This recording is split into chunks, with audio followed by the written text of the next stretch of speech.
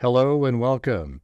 This is Grant Hughes of Grant Hughes Investigates on YouTube. This channel evaluates all aspects of true crime. As you are aware, videos and live streams in this genre often discuss elements of crime that may be disturbing to some viewers. If necessary, take the precautions needed to avoid these feelings. Factual information related to cases is the key to fostering rational true crime discussions. Fortunately, you will find that here. Please hit the like button only once, share the video, and subscribe if you like my content. Thank you very much for watching.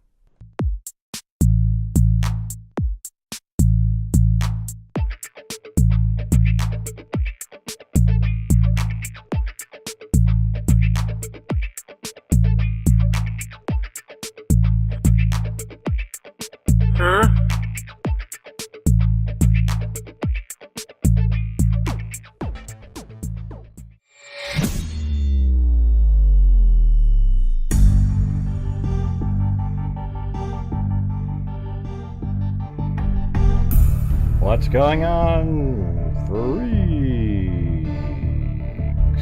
Oh, there I am.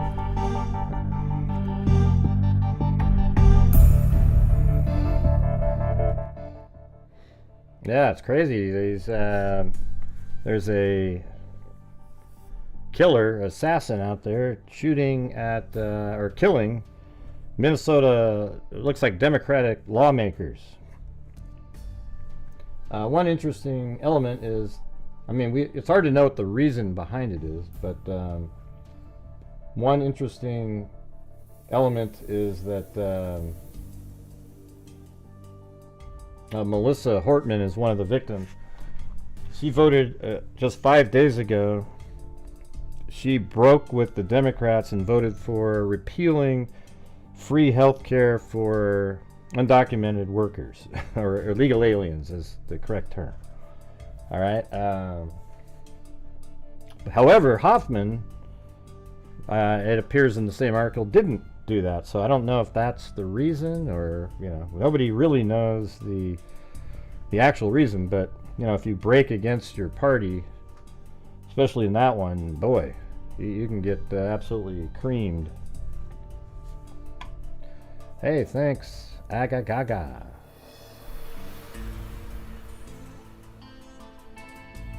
And thanks, Sandy Shirley up there.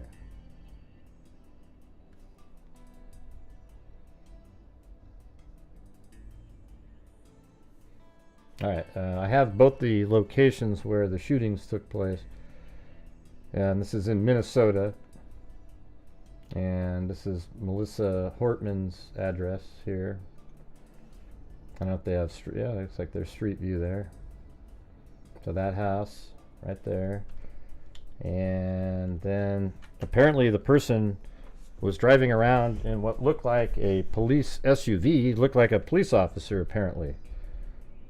And I guess after the first shooting of Hoffman, or whatever was first, one police officer decided to drive around and check other politicians' homes or whatever, and drove by Hortman, and there was a police cruiser out front, and then a guy came running out and got an exchange gunfire with the officer outside.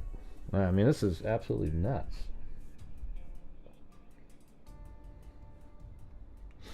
So that's Hortman, and then let's see how far away.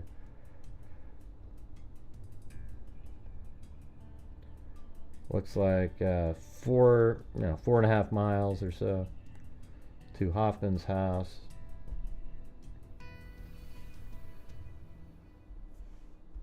Right there. It's interesting. Why was there 360-degree shots just out on the street? That's kind of weird. You can never see that. This is just a regular 360-degree camera shot.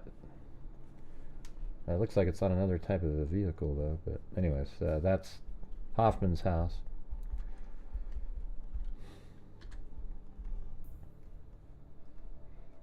And it's in. I don't know where the manhunt is currently, but let's take a look at some of the articles out there. And also, maybe I should get scanner audio going. Oh yeah, let me a couple different things. Scanner audio. I had it open. I couldn't find it just now though. Top feeds, Minnesota. That's the top one.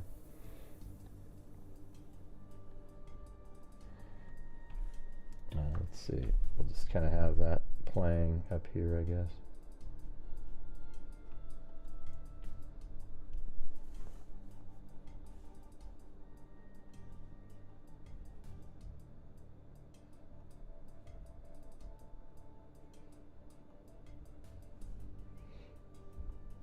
Okay, well, it's playing. Nothing on it currently. I wonder, you know, it's weird to have a police cruiser. I mean, is one that made to look like a police cruiser, or was it literally a police cruiser? And then you'd sort of wonder, man, is there somebody, I don't know. I guess the motive is the crazy part right now. Here, let's get flight radar up in here.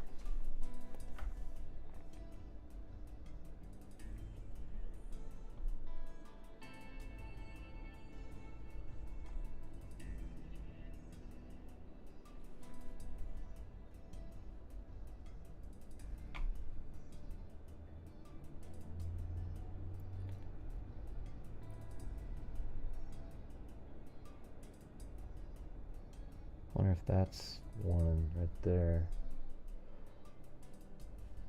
That looks like we're at about the same area.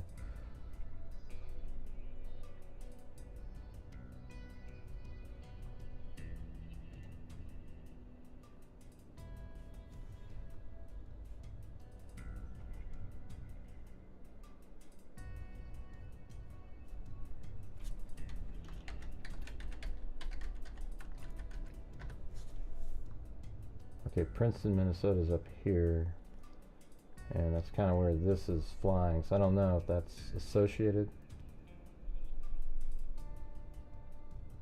with that. Oh, this one might be here. Here we go.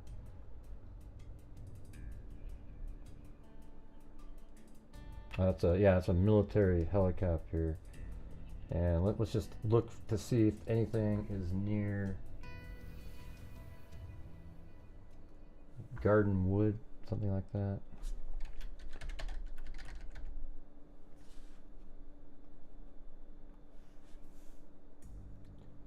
Okay, that helicopter is right here, and this is where, so probably 5 miles away from there. So I guess we'll keep a lookout on that.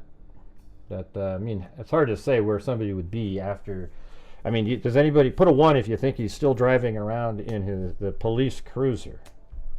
I mean, that would be insane, right? Maybe he did right at first, but obviously somebody would have switched.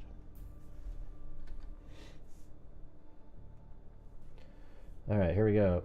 203. Frantic hunt for gunmen after dramatic lawmakers shot at their homes. Console 10, please. Will do. Thank you. 12. Yeah, let's make this quieter.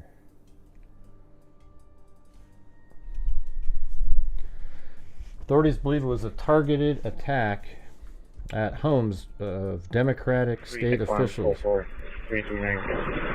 State Representative Melissa Hortman and husband Mark were killed when a gunman impersonating a police officer arrived at their Brooklyn Park home at around 3:35 a.m. Governor Tim Walz revealed during a press briefing. We're here today because an unspoken tragedy is unfolded, Walz said. Well, I think Tim Walz needs to, you know, dial down his rhetoric as well. You know, like his vitriolic comments and the way he talks fires up people. And we don't know, you know, again, we don't know what the hell it is, but maybe he should, you know, think about that. All politicians should do that a little bit better, don't you think? You know, Republicans and Democrats sometimes talk in a way that makes people, you know, get really almost like motivatedly angry. It's strange. Oh yeah, that's right. The car. Well, he just started running. That's right. The way it was described is he came out and he was firing running, so he must be on foot. And maybe he intended to leave with the police vehicle, but yeah. So, but even if he had taken it, he definitely wouldn't still be driving it. Yeah. Well, there was an officer there though. So let's see. We're here today because of an unspoken tragedy. During Saturday morning press conference, officials said they are investigating the possibility. Does anybody have a link to the full, like on Facebook, the full link to the press conference, not just the Tim Walz portion? The first shooting occurred just after 2 a.m. at Hoffman, so that was right. Hoffman's home in Chaplin, about 20 miles from Minneapolis. Hoffman and his wife were shot multiple times. The second attack took place at around 4 a.m. at Hortman's Brooklyn Park residence 8 miles south. After that shooting, police engaged one of the suspects in a gunfight on the street, officials said. Drew Evans, head of the Minnesota Bureau of Criminal Apprehension, confirmed that the suspect escaped during the exchange and is still on the run. Man, that's wild. I've activated the State Emergency Operations Center. Local law enforcement in Chaplin and Brooklyn Park have the full resources of the state Minnesota behind them, Governor Walz said.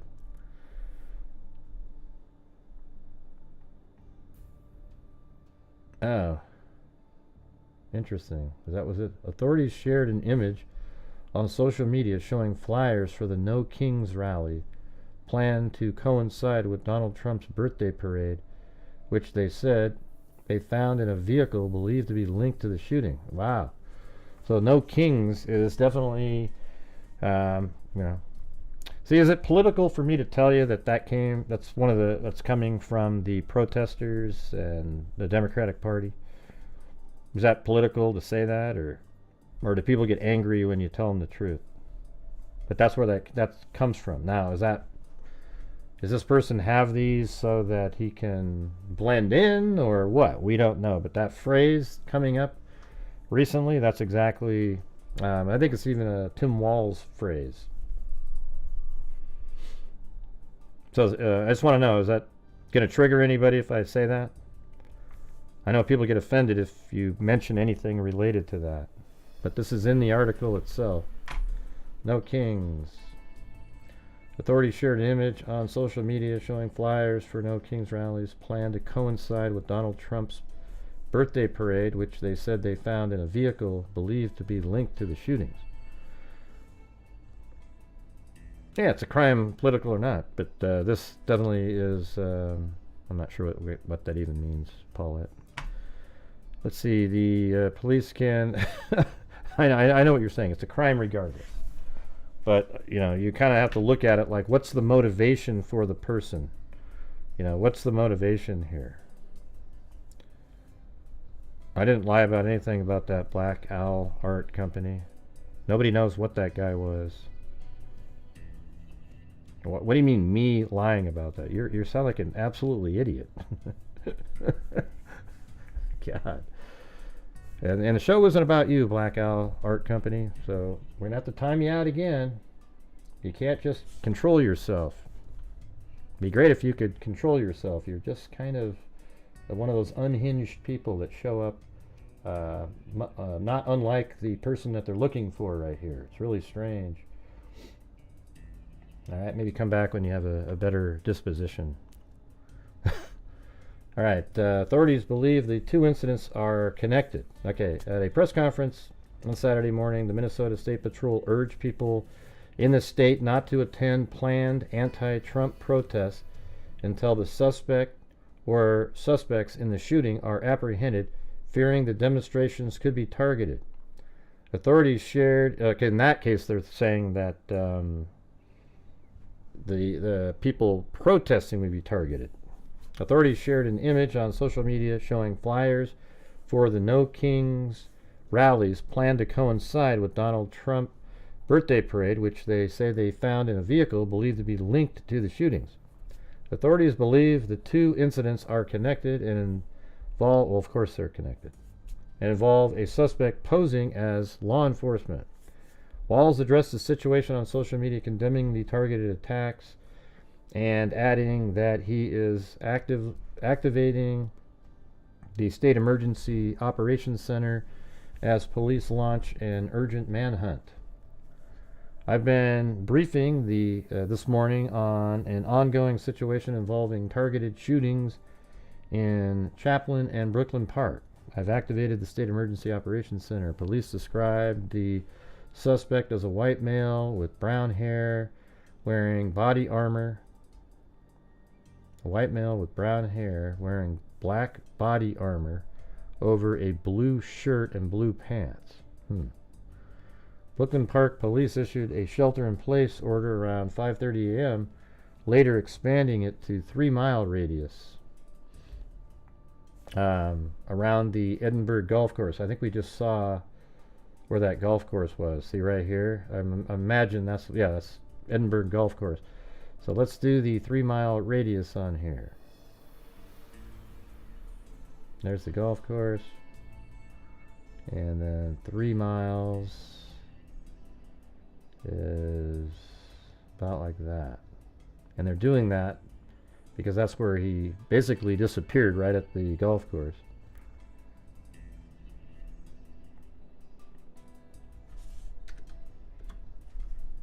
Right, there you go.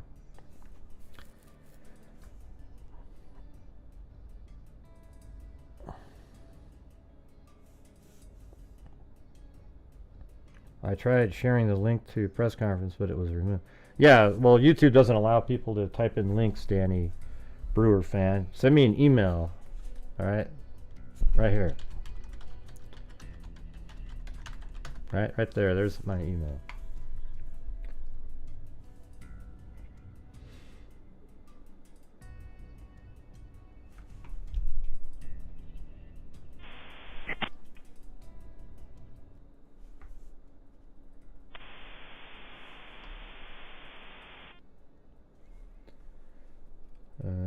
I mean, I guess this is the Our whole state lost a great... That's only 50 seconds of it. I want to hear the whole thing. Maybe somebody sent it.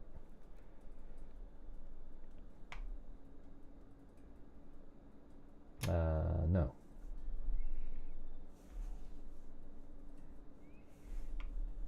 Hey, thanks, Allie Cake.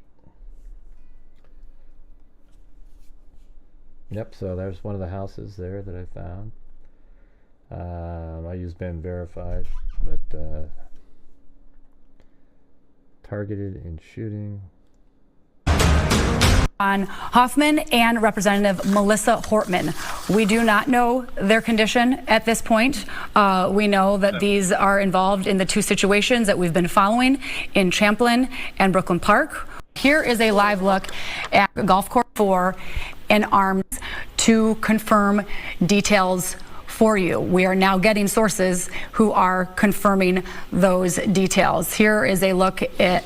Man, this guy has a gun. He could probably go up to any house in the area and you know, kind of commandeer it. You know, get in there. 2574 on Mounds View Boulevard.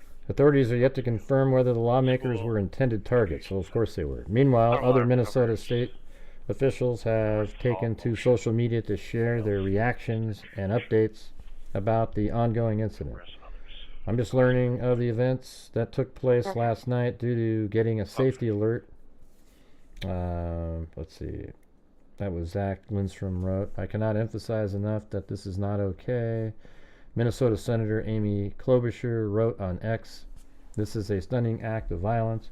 I'm thankful for all the law enforcement who are responding in real time. My prayers are with the Hoffman and Hoffman families. Both legislatures are close friends and devoted to their legislators, or they're close friends and devoted to their families. All right, so that was the first one from Daily Mail, but then they had another one that came out. Authorities admitted they let a gunman who shot a Democratic lawmaker and her husband dead slip away despite engaging him in a firefight immediately after the murders. State Representative Melissa Hortman was shot along with the fellow Democrat John Hoffman, a state senator, in a chilling assassination spree in the early hours Saturday morning. 4473, just checking. Is fire en route? Let's see. Affirmative. They admitted local police sheriff, deputies, and FBI have Thank since you. launched an extensive manhunt, and authorities say multiple gunmen, multiple gunmen. Wow. And say multiple gunmen? When was this put out? Oh, this is really early in the, well, updated at 1:14, so multiple gunmen. Well, that's a little bit spookier at that point, isn't it? The first shooting occurred just after 2 a.m. at Hoffman's home. About 20 miles from Minneapolis, Hoffman and his wife were shot multiple times. The second attack took place at around 4 a.m. at Hortman's Brooklyn Park residence. So I think she's been killed, this lady right here. Does anybody know, is Hoffman, did he pass away at this point? Because I remember there was two, him and his wife initially survived. Can you guys start for the area 4th and we'll put on one down? Hortman and her husband have both been killed. 445. Go ahead. Authorities shared an image on social media showing flyers of... What do you guys think this is about right here? Out of service right now, or is it in first sergeant? Is that to blend in, like they're putting out flyers to blend in, and then they take out everybody that's at I the... copy the calls. I don't know. Thank you. 1225. 1225.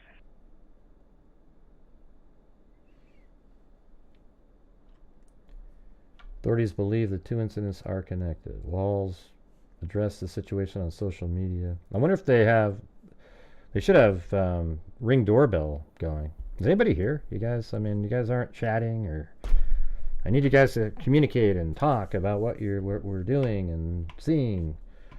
I know you're probably watching Karen Reed in the background, but come on, take a break for a minute. Our state lost a great leader, and I lost a dearest of friends. Speaker Hortman was someone who served the people of Minnesota with grace, compassion. All right, let's see. Maybe we can... They can as up-to-minute update on the situation here in Minnesota. You're going to be joined by Commissioner Bob Jacobson, BCA Superintendent Drew Evans, We'll just listen. State Patrol Colonel Christina Bogoyevich, Champlain Park Police Chief Snyder, and Brooklyn Park Police Chief Mark Bruley, as well as the Mayor of Brooklyn Park.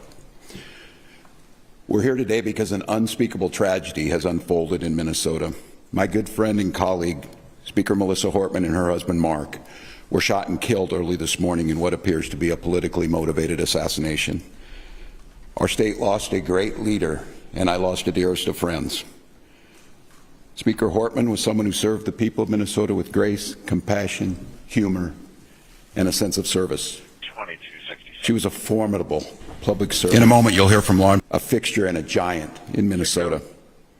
She woke up every day determined to make this state a better place. All right, let's see what this one's on. Enforcement officials who will share with you what they can as Hoffmans are out of service in the country. We sat down, we worked things out, we debated, we shook hands and compromised, and we served the state of Minnesota together. We proved that it's possible, even in these politically charged times, to find compromise and adhere to the principles of democracy and civil discourse. Right, hold on a second. I'm trying to find... Ken, good morning. Police Chief Mark Bruley, Brooklyn Park Police Department. Okay. We must all, Minnesota and across the country, stand against all forms of political violence. At this precipice moment we're on, this tragic act here in Minnesota should serve as a reminder to all of us. The democracy and the debates in the halls of Congress, in state houses, in school boards, is a way to settle our differences peacefully and move society to a better place. We're collaborating with all local, state, and federal agencies on a full investigation. We're committed to keeping Minnesotans informed as the situation continues. I assure you that those responsible for this will be held accountable, and each and every one of us are committed to making sure that a tragedy like this never repeats itself in Minnesota or across this country. I'd now like to turn it over to my public safety team to fill you in on the specifics of this ongoing investigation. Thank you, Governor, and thank you, everyone, for being here today. My name is Drew Evans, and I'm the superintendent at the Minnesota Bureau of Criminal Apprehension. This is on Fox 9 here. I want to start by just expressing our deepest sympathies to the communities, the family, the friends, and everybody that cared about the individuals that were gunned down today. When we have individuals like this in our political leadership, they're not only political leaders, but they're members of the community, well-known members of the community, that the tragedy in a situation like this is not only for them, their friends and families, but us collectively, the communities they represent, us as a state of Minnesota as a whole. About 2 a.m. this morning, there was an original call in the city of Champlin where there was an individual that had shot Senator Hoffman and his wife. Police responded to that location. They were dealing with that and working through that process overnight.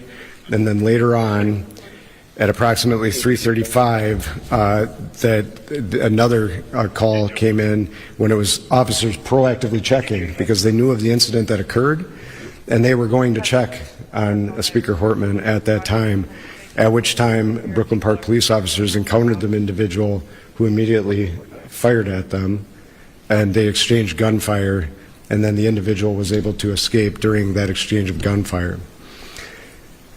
At the residence in Champlin, there was life-saving measures that were provided there. Both individuals were transported, as was previously noted, and they both received surgeries for their injuries at the hospital, and their conditions are at this time, both those individuals, Senator Hoffman and his wife, are both alive at this time, but they suffered gunshot wounds and are obviously in a difficult situation. But we're cautiously optimistic that they will continue to improve. At this time, it is a very active scene still, as you've seen. The Brooklyn Park Police Department, along with other members, the Hennepin County Sheriff's Office, State Patrol, FBI, BC, and many others are actively engaged in a manhunt for the individual that we believe is responsible for this. And so we'll be sharing that identity with those individuals as this progresses, but I'm going to caution you, I know there's going to be a ton of interest in this. We're not at the position we can do that as we're actively searching for that individual. Right now, just as noted, we have teams. Hennepin County Sheriff's Office in Champlin are working at the scene there that occurred there, and then we are also, as we're stabilizing this between Brooklyn Park, working on the homicide investigation with Brooklyn Park Police, the BCA, FBI is assisting there as well, and we'll be conducting a crime scene investigation there, and then the individuals that were killed will be doing autopsies of those individuals to determine the extent of their injuries and how they passed away. But it was from gunshot wounds. At this time, I will answer questions after Commissioner of Public Safety Bob Jacobson speaks, but we'll be happy to take a few questions.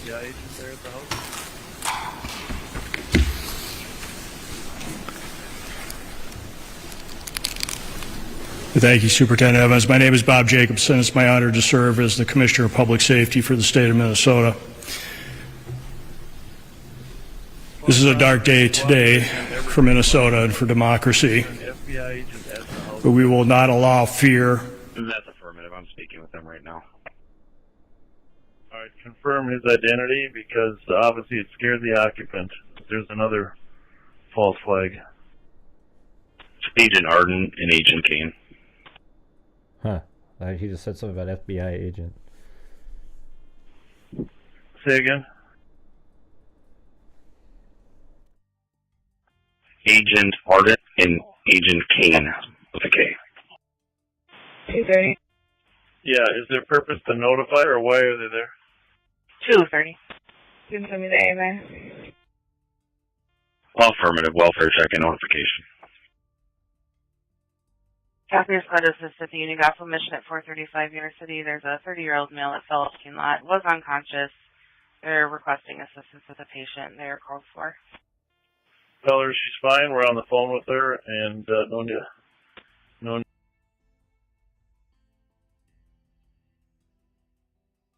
266. Copy that. Copy with 266. 4473, clear report, and you can send me the suspicious.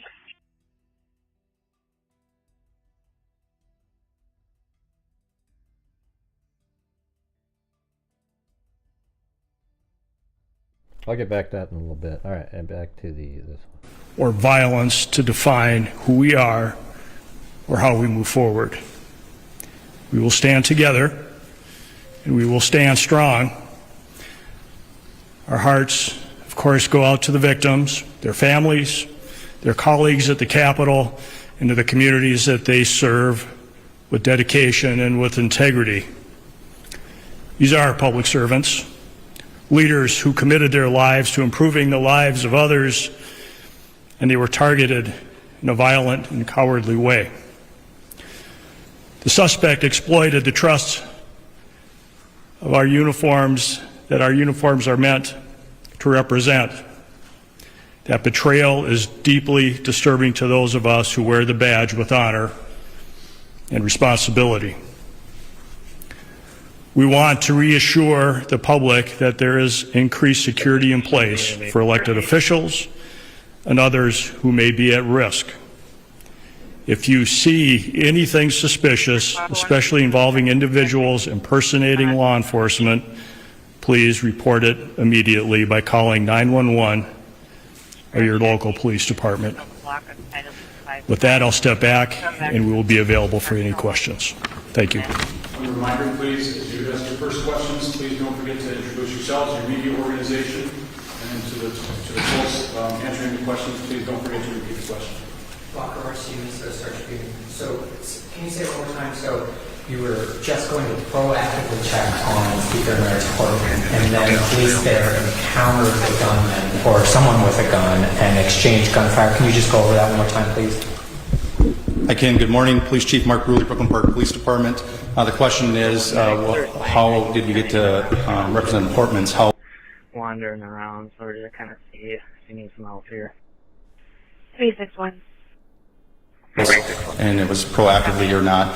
The circumstances that unfolded in Brooklyn Park this morning is that we assisted the Champlin Police Department on a shooting. That shooting was made aware by one of our sergeants that it was at Senator Hoffman's home.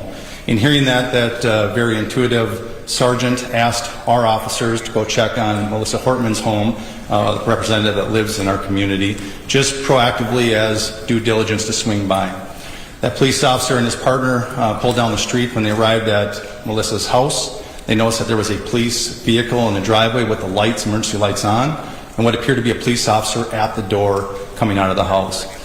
When our officers confronted him, the individual immediately fired upon the officers, who exchanged gunfire, and the suspect retreated back into the home. Was this an actual police officer or an impersonating police officer?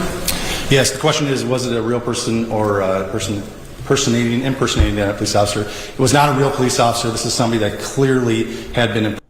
All right, well, I just saw that in the chat. This does, I mean, there is a New York Post article. The New York Post article does say, I mean, that's Melissa Hortman there. And they're bringing up this former appointee of Tim Walz sought in deadly shooting of Minnesota lawmaker. Her husband had no King's flyer in car. Minnesota lawmaker. Her, what are you talking about?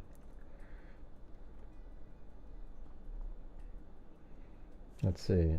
Let me look at this guy really quick. All right, hold on. That name should just be one. Let's see. Hey, and if you guys are out there, if you want to get some channel memberships for people, that'd be great.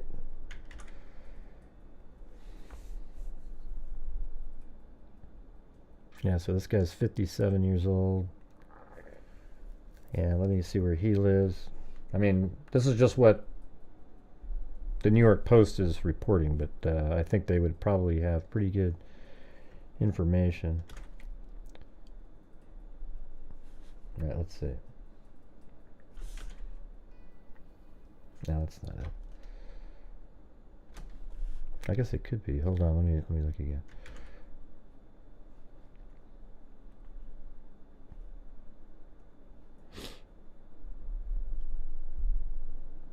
Yeah, Gaylord. He used to live in Minnesota. So that's definitely him. 57 years old, used to live in Minnesota. But I think he lives in Virginia now, currently. So did he go there just to do this? That's wild.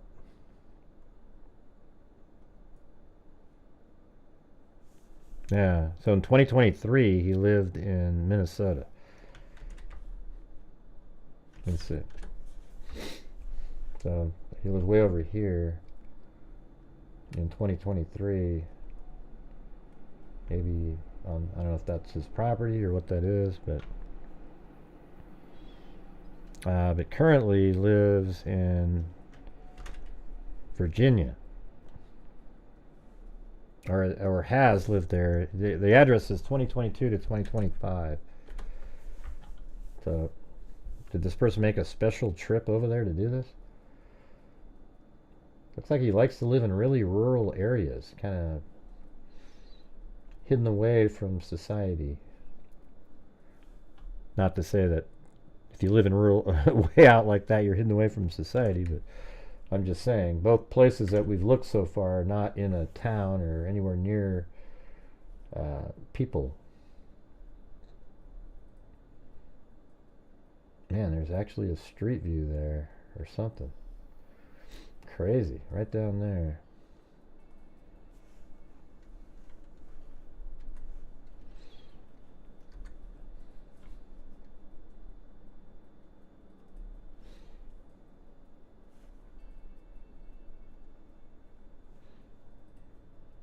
All right, so it says Vance Luther Bettler allegedly posed as a police officer when he shot Senator John Hoffman.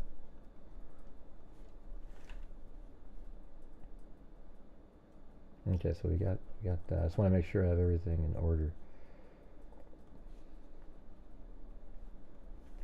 Allegedly posed as a police officer when he shot Senator John Hoffman. So maybe after that they knew who he was, maybe because they didn't die.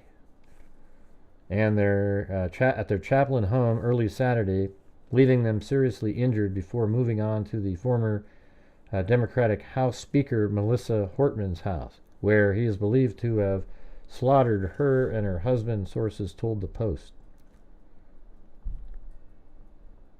And that's Vance Luther Bettler, or Belter, or Boatler, or whatever, however you pronounce that. He's 57. Yep, so that's him. Was appointed by Walz in 2019 to serve a 4-year stint. Yeah, and remember that in 2023 he moved to Virginia to serve a 4-year stint on the governor's Workforce Deployment Board documents show. He previously served on the governor's Workforce Deployment Council in 2016 under then-Governor Mark Dayton. So these two people right here were killed. Melissa Hortman and her husband, John. The killer had flyers with the words "No Kings" in the car, a reference to Saturday's planned protest against the Trump administration, as well as a manifesto. Wow, and a list of other politician names, wow, said police, who briefly cornered the shooter at Hortman's home before the suspect fled. So how do we know where the suspect left from? You know, where did he exit the, like somebody up in the chat said he left the back of the house. And, you know, I don't know if I was putting these, excuse me, not there, these, this other circle over here, because if he did leave through the back of the house, it seems like he's kind of, like he'd be over here somewhere, right? Like he'd go, because it's not an easy escape, like you would get out of there, come down here, and then maybe you ended up, you're going away from where you were, so that's why I put the circle over here, but he definitely, you know, as soon as he gets around there, he'd probably want to be into the neighborhood again. I doubt he would go back in the direction towards where the police were. So for me, it seems like more likely over in this area over here instead of over here. but I don't know exactly where he ran away from.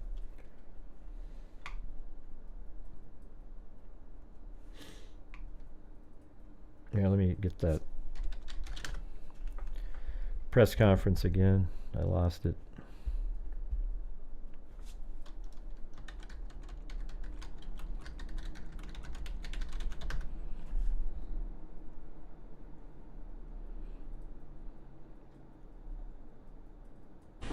In a moment, you'll hear from law. Only one officer outside the door. Do not answer the door and call 911. Other than that, these are 2 gun. Do not.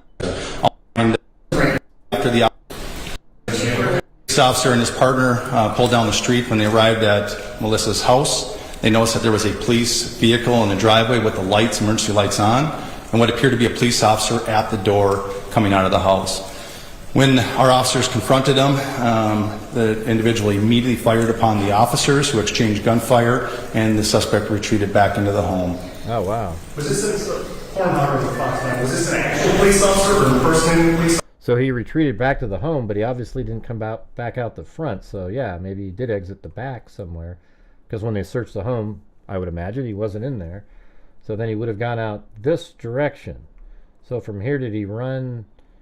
Yeah, I guess he could have ran this way and out like that. It seems like, though, if he came out, he probably would have ran more like this and then down away from that area, because he didn't have a vehicle, and he doesn't live there, so I don't know where he would have gone. But he may be in another home right now and holding people at gunpoint, something like that. Yes, the question is, was it a real person or a person impersonating a police officer? It was not a real police officer. This is somebody that clearly had been impersonating a police officer, again, using the trust of this badge and this uniform to manipulate their way into the home. So Chief, for the janitorial parallel, the person not only was wearing a badge posing as a police officer, when they approached their victims, they had a car with lights and sirens? Yes, the question is, what kind of vehicle and how were they dressed? They did drive a vehicle that looked exactly like an SUV squad car. It was equipped with lights, emergency lights that looked exactly like a police vehicle. And yes, they were wearing a vest with taser, other equipment that would, a badge very similar to mine, that no question, if they were in this room, you would assume that they are a police officer. Chief Ridley, Adam Duxer with WCCO News. Can you describe the moments after that played out? You said the person went into the home, and then can you help us understand the next 10, 15 minutes of how we got to the point we're at now? Yeah, briefly, although I'm just going to remind us that this is an absolutely active investigation. We have thousands of people sheltered in place in the city of Brooklyn Park right now. We are in an extensive manhunt involving hundreds and hundreds of police officers and SWAT teams searching, gridding off areas as we believe confidently the suspect had fled out the back of the house after being confronted by the police.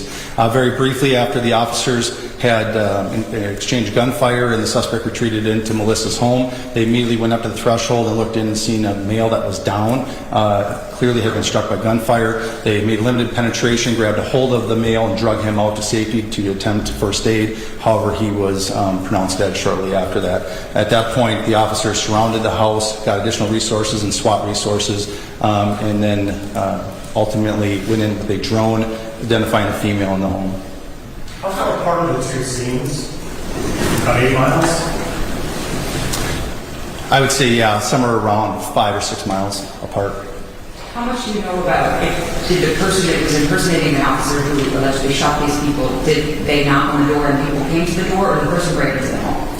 Yeah, it was knocking on the door and asking the person to come out, absolutely impersonating a police officer. Okay. Do you all have the suspect's car? We do have the suspect's car. Suspect is on foot. That is what the large-scale search is currently going on. I just remind residents of Brooklyn Park, I know it's been a long time, but those that are in the grid that we gave the alert out to continue to shelter in place. We're also reminding them that if somebody comes to the door and they knock on the door and claiming to be a police officer, please do a couple things. One, call 911 and confirm that the officer belongs there. If they are a police officer, dispatch will be able to confirm that that person is a police officer. Also, we've informed all our officers in Brooklyn Park that they are not to approach anybody by themselves. They're to approach in pairs, meaning 2 officers. So if there's only 1 officer outside the door, do not answer the door and call 911. If it's a Brooklyn Park police officer or any of our partners that are assisting, they will come in pairs of 2 or more. Do you know if the gunman said anything? I'm sorry, 1 at a time. Do you know if the gunman said anything? Like when you knocked on the door, did he say anything to like Senator Hoffman or anything? You know? We do know that he did, but I'm going to hold that back as part of the investigation right now. You guys did detain someone for information? Is that accurate? This is a very large-scale search, so we have detained several people and questioned them, but we do not have anybody in custody at this time.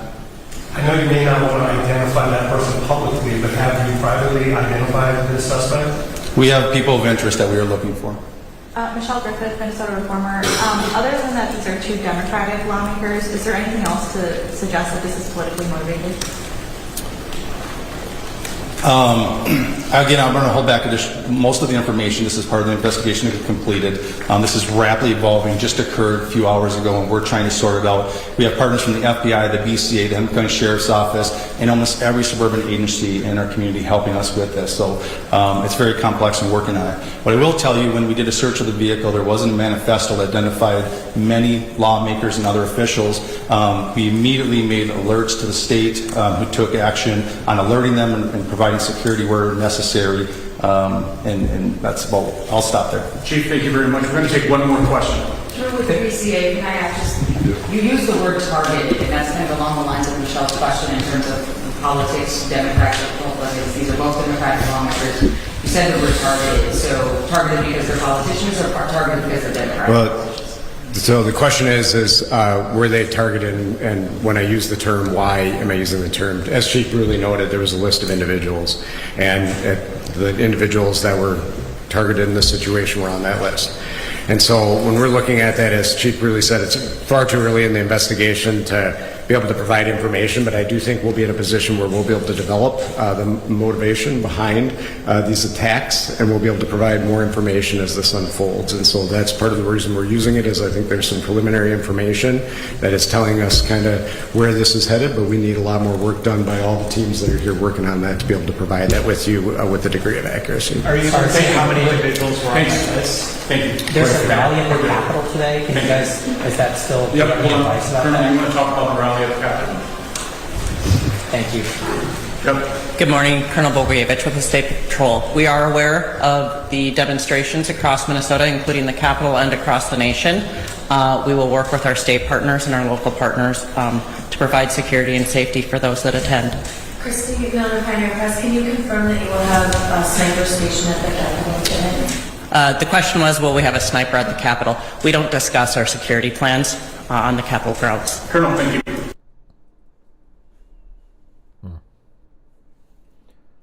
Well, that's pretty. That's just nuts. So here's the thing: is I looked him up on this software program I have, and used his cell phone, and it showed that the only location it ever showed on there was that right here, at 3830 Laurel Court. Now, what was he doing there? I don't know when it was. It doesn't actually have the date on when that was, but it does show that.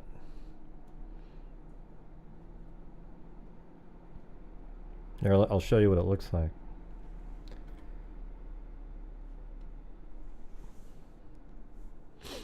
See, his cell phone, this guy named Vance, his cell phone pinged right there. That's the only ping that's on the entire thing, and that's the location. Now, you know, now we have an address that's closer. I bet you that's only like 20 miles away. Yeah, 21 as the crow flies, maybe 25. Crazy.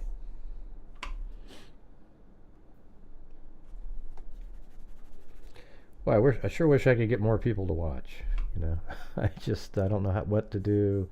If you guys could go out and share, that'd be great. But I'm almost kind of giving up on this. Let's see.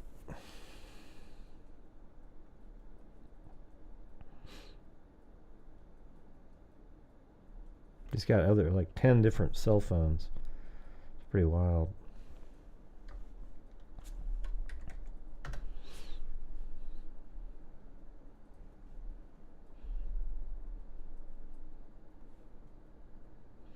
Hey, thanks, Amy Lemoyne. Very cool.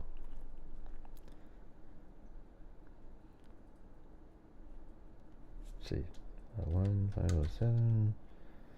1-507-299-6046.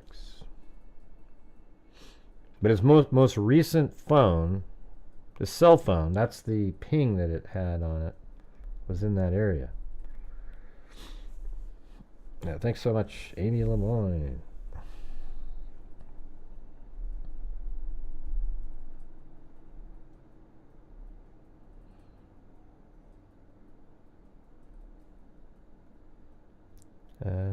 Doesn't have any. Oh, there it is again. Another ping in Minnesota. And where's this one pinging at? This one is at. Okay, that's that other address. The 21855 Highway 169.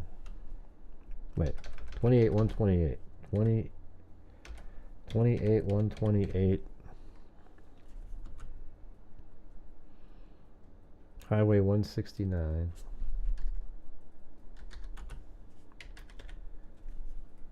And that's in Zimmerman. Right there. So this is where another phone of his pinged. Oh, that's not that far away there. Right here.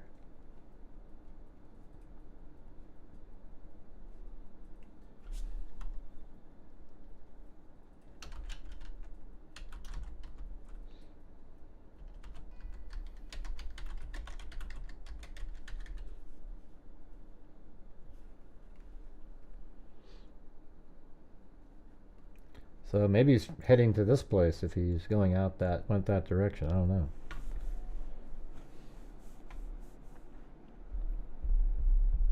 Welcome to Wackaloo 123, Jesse Jean, Lisette Palladay, and JJ, and MJ Hayes.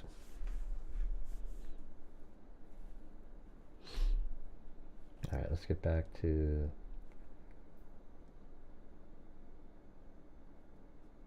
was it that one? The sun. I mean, this is apparently they're saying in the New York Post that guy right there is the shooter.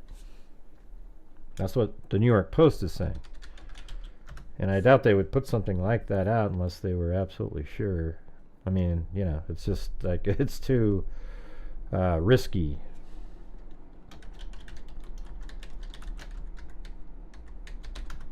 I'm gonna look him up on Facebook.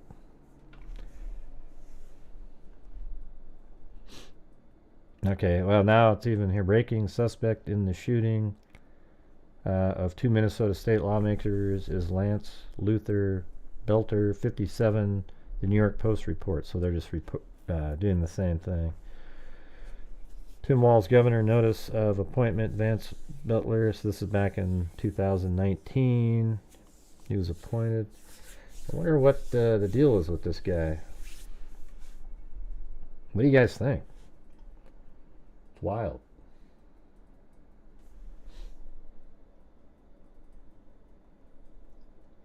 All right, so here's something that may be in play here. Don't know.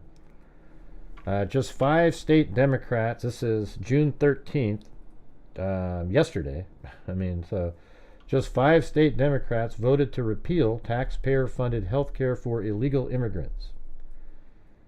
And you go down here and you type in.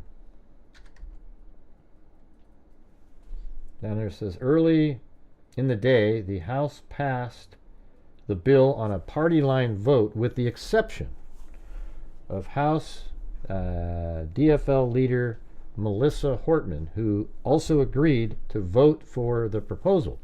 And the proposal was to eliminate healthcare funding for illegal aliens. So she voted for that. Now, does that have something to do with this? We don't know. But that's, opposite of what the party wanted her to vote for, and she did that. However, then you go look up Hoffman. He's in here too. I mean, isn't that wild? I found an article that has both of their names listed in there, except Hoffman, it says Kupek and Hochschild represented swing districts.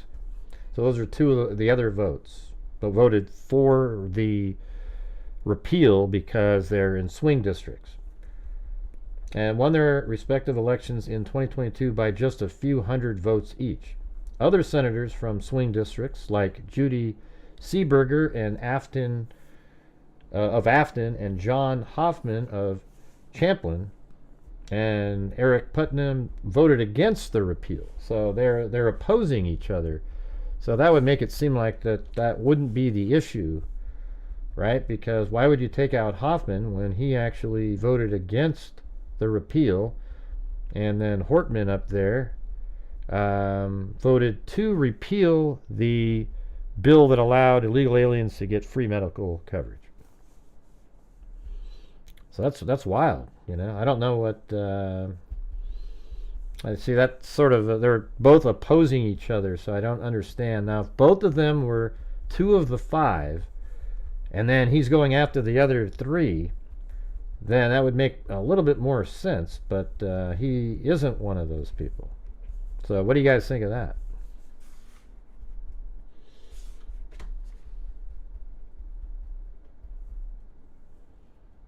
He looks familiar. I don't know. Maybe I think there's an actor that looks kind of like him.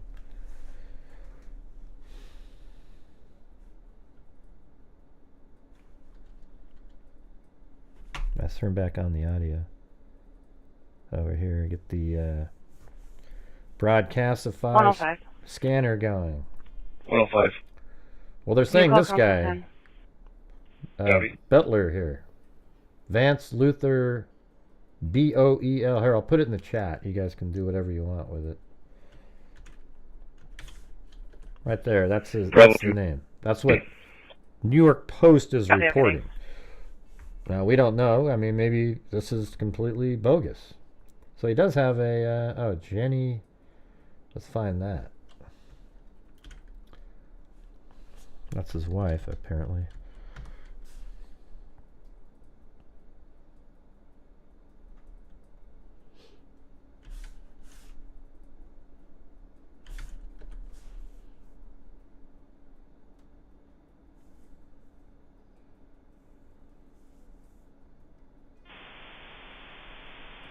She may have taken her page down by now. Oh, sorry.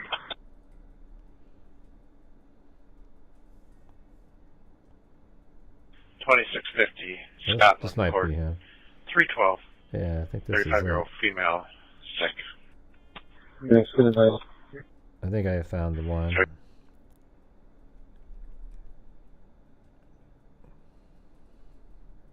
It's hard to tell. Let me see. I don't know. God, it's hard. It looks like him. This guy right here. Looks like the same guy. I mean, what do you guys think? That looks the same, doesn't it?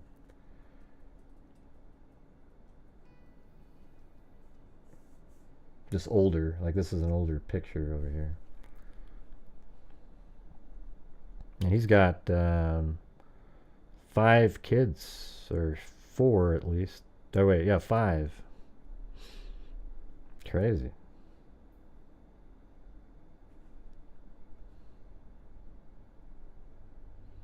Yeah, he's a former appointee of Tim Walz, yeah. Probably was buying into Walz's rhetoric lately. I mean, it's just, it's incredible. The stuff that he gets away with saying and everybody's okay with it. I mean, it's horrendous.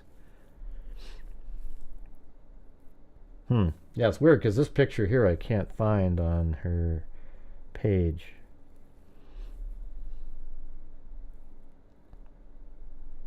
But pretty sure. Let's see if there's another one here. Try this one. Nah, it's a different person there. Huh. Wild. So let's just type in his name on Google and see what the hell happens. Alright, so that's the New York Post. They have that same picture right there. So now that's what they, they've just added that in there. That wasn't in there earlier, if you remember. Vance Luther is allegedly posed as a police officer when he shot Senator John Hoffman and his wife in their Champlin home early Saturday, leaving them seriously injured, before moving on to former Democratic House Speaker Melissa Hortman. I mean, it's interesting that both the Hoffmans survived their gunshots, and then Hortman didn't. Both the Hortman. I mean, it sounds like he tried to kill everybody at both scenes.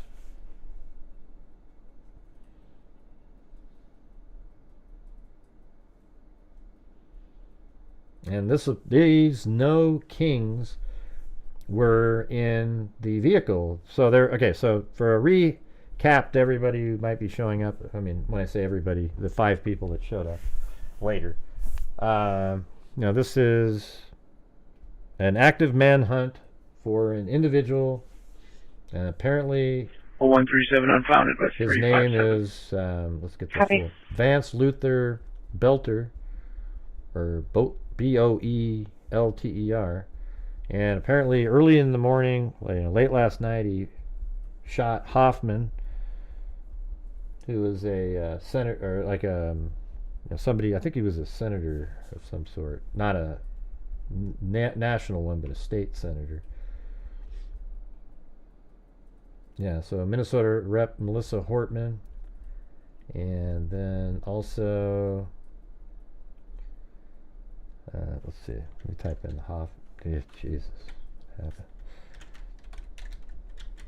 Yeah, John Hoffman, he's also a senator, and his wife in their Champlin home. Now, they were first shot at, but apparently the person was dressed up like a police officer and was driving what looked apparently like a police cruiser.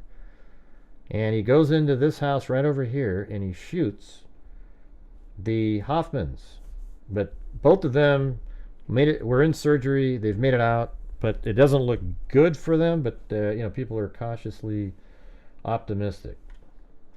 Then after that, a really kind of wise police officer, after realizing that was a state senator, he actually went over to check other known residents of state senators. I'm code 4 with the vehicle. No problem. 354 can cancel. And then he drove over. 354, give me clear. He drove over to the Hortman's house. Okay, thank you. And when he got to the Hortman's house, nothing.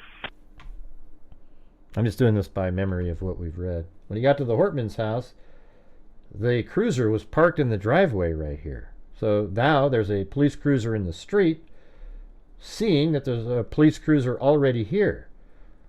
And then when they, I guess they start approaching the home or whatever, and the guy comes out, and it's a guy that's dressed as a police officer, and he starts firing at the legitimate police officers. And then he goes back into the house.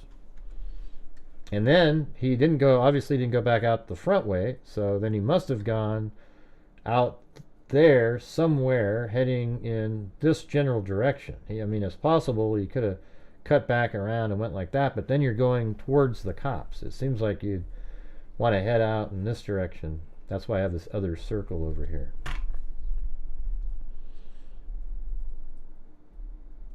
Now, we don't know where he was leaving the flyers. He had flyers with him. So maybe he was going to be at the event.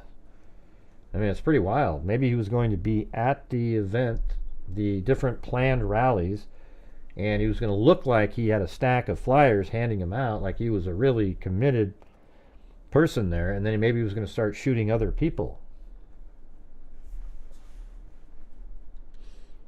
Oh yeah? Okay, let me check it out. I didn't get an email from you.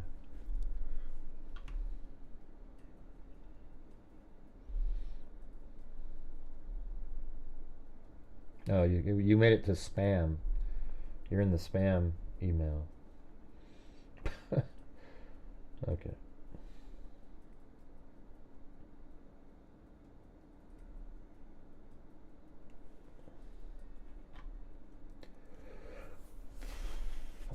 Let's see. I normally don't post much, but this is 6 years ago.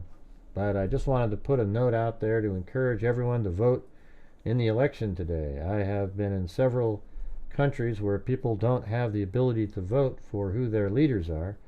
I will just say they were not places that anyone of us would want to live in if we had any choice in the matter. So I am very big on just telling people to be a part of the process and vote your values.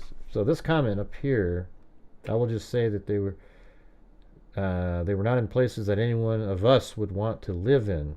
So that's sort of, I mean, I understand I get what he's saying, but maybe that's sort of like a pro immigration, like, hey, you know, let's get more people over here where they get a vote in a place that they'd want to vote in.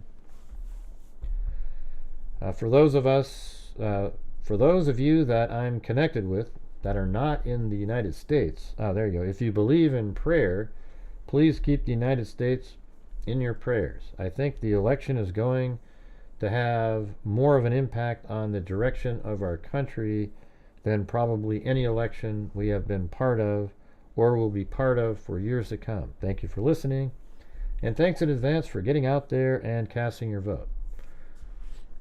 Now, we don't know what that means. Like, was he... Oh, there it is. I'm currently in the Democratic Republic of Congo working on several projects. If I'm slow to respond, my apologies, as some cities have a better internet signal than others, and some are pretty limited. I will respond as soon as I can. Red Lion Group had a great meeting with the new governor of Congo Central to talk about our private business projects that are all moving forward in that province. Some of our team will be staying a little longer in Washington, D.C. in March when we are back in the U.S. to connect again with the DRC ambassador about how our third trip to DRC has gone. Everything on schedule and will within budget. Now let me try to look him up. Like if we look on Google before, so you go like Dr. Vance, what's he a doctor of? Belter. Maybe in education.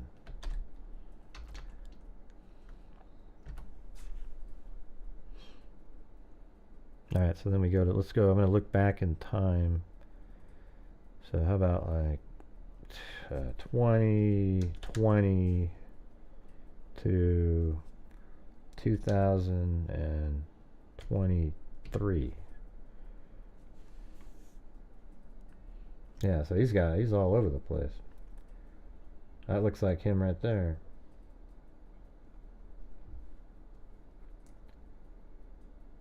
This looks like French or something here.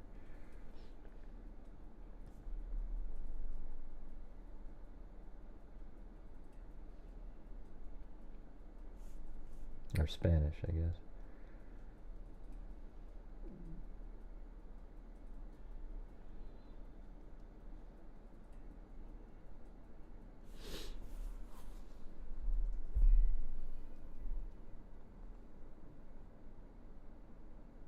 I worked in class. What if we go to here? Can we translate this?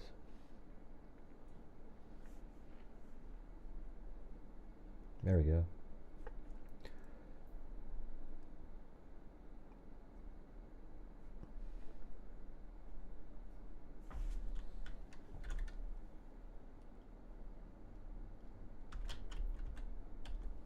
Dr. Vance.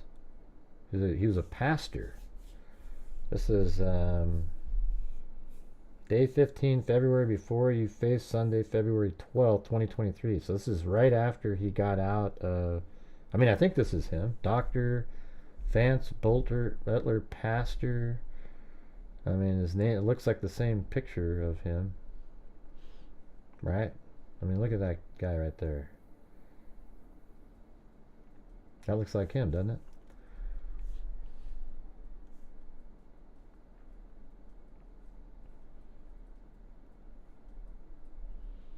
Doesn't the Bible say reading Job? So he wrote this whole thing. Let's see what he's saying here.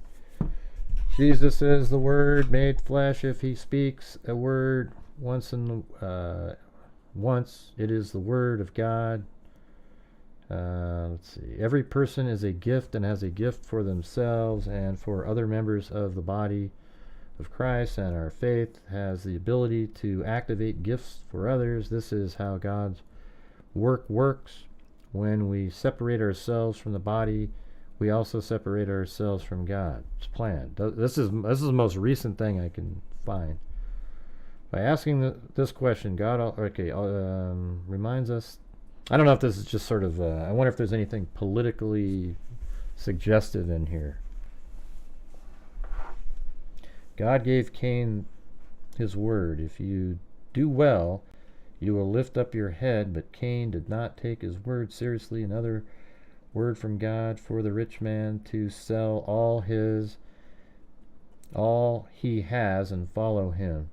Cain, the rich man, each received a word, but each reacted differently. God's command in his word is essential life. By giving his word to the rich man and to Cain, he gave them eternal life. God, being compassionate and merciful, when he gives us his word, he gives us eternal life. Why do you remain in sin when God has given you his word, eternal life? Every person has a special place before God. Despite our sins, God reaches out to us and continues to love us. God has given each one a gift for the body of Christ. Therefore, let us be united and connect with one another to share these gifts. We are elevated and balanced when we remain attached to the body. Among the gifts is the gifts of service. God commands us to be united because we know what can happen when unity is lost. God hates division in the body of Christ. So I don't know. That's just the last thing I could see that he wrote. I didn't realize that he was a pastor. Maybe we should type that in up here and see what happens. Wait, he's not like on YouTube, is he?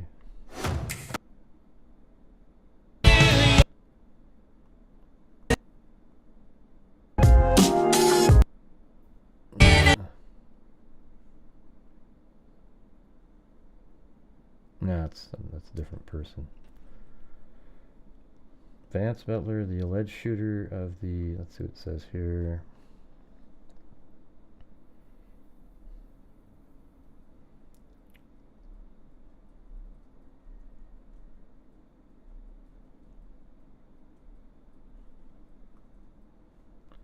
Alleged shooter, a former Democratic lawmaker, Melissa Hortman, appears to have been appointed as a member of governor. Yeah, we saw that. I don't know, man. I don't know what the hell's going on with this guy. That's strange. Weird stuff. This one's only 2 years ago, that one.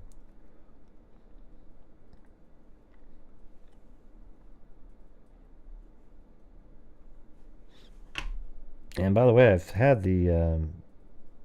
I guess it got turned off. Let's play that.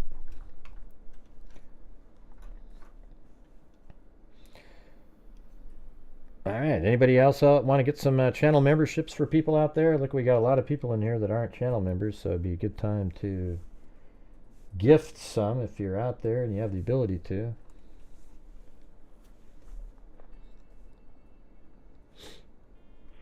One 137. Copy. Right. Yeah, so earlier, though, when I typed in his phone, it pinged. It has a ping. You look on the laptop, or like a, just to get a photo ID of this person. Like a pin. It was right here. So who's this person? You know, like what's going on there? So that's where, I don't know if it was today or when that ping was, but his current cell phone The only pin that it had on the software program that I have was right there. It wasn't in Virginia, where apparently he lives now.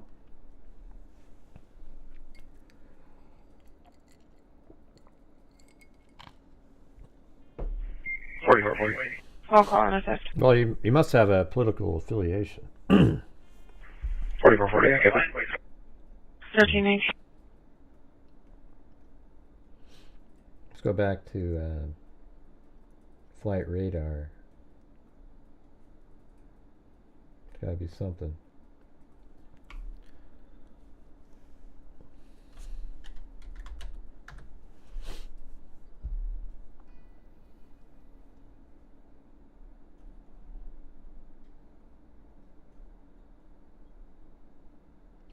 Two 245. I'm gonna send my team to the TBTs. Copy, thank you.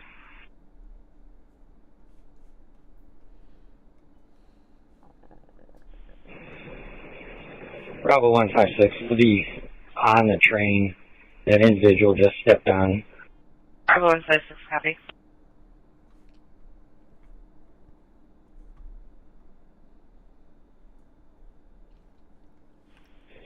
Case number. Yeah, this plane right here is right over the top of it. 104315. But that's well, that looks like that could be a plane Copy. searching. You're welcome. But it did take off from right there, so 3, 4, 5, 10, 8. Copy. okay, so that plane is right here, and it's going like this. So right now that this plane right here is, hold on.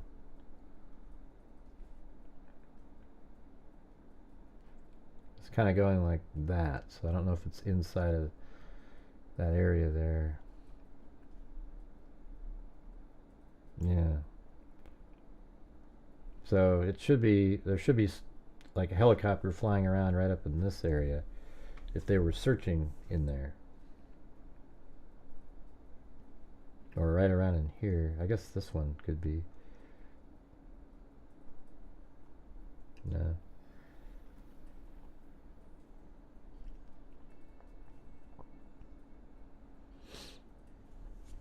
He could have had a grudge. You can go look it up. Let's see, they're searching an auto repair business now. Really? I'll go back and Cancel transit. quick. I'm not sure what that means.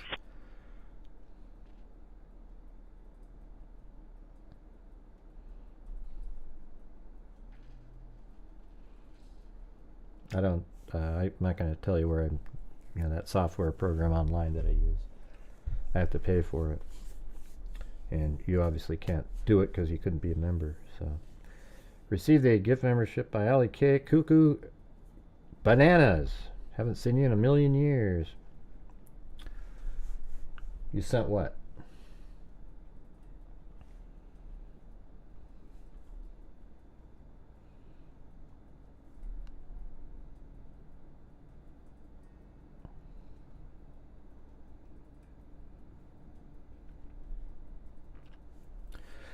I'm not sure what you sent, please.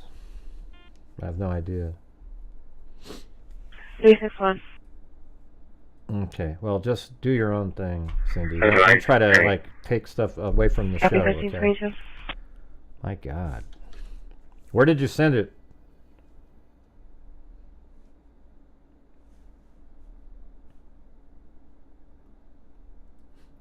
Our local troll, Cindy. Yes, good stuff. I don't see it, please, and thank you. Where is it?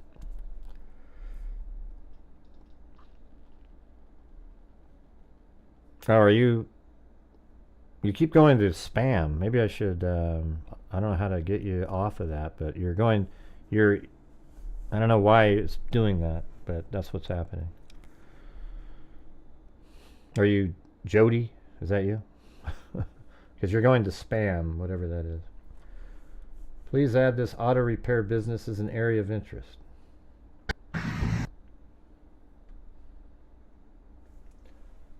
see, modder something, auto body. All right, let's see if we can find that.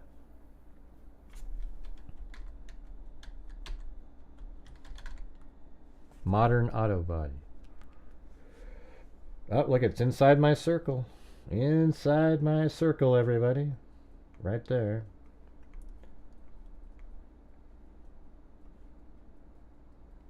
I think that's it. Anyways, let's see.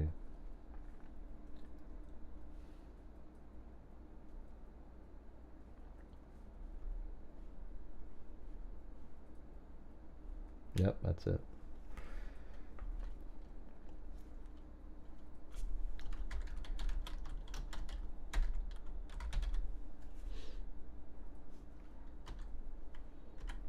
Interesting. All right. Well, they must have had, maybe they have surveillance there that picked them up. And that's inside my circle. All right. Let's see if they continues into that area.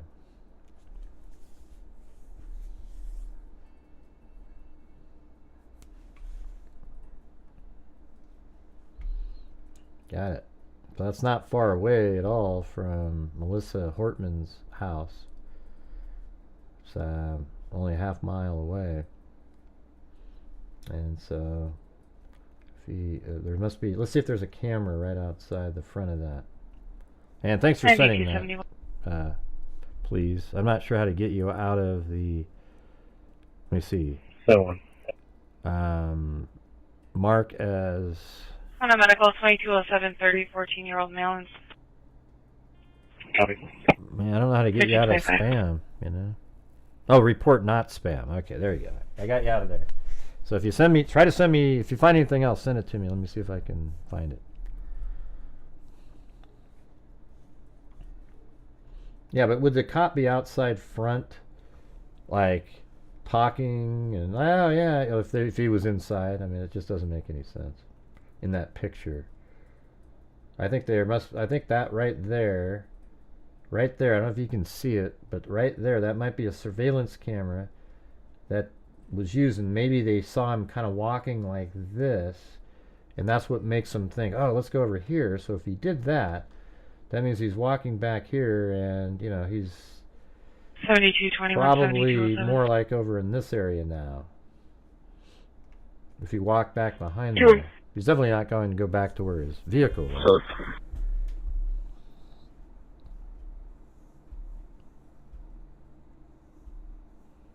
For disorderly second information, 2550 Mousy Boulevard for a male that's harassing an employee.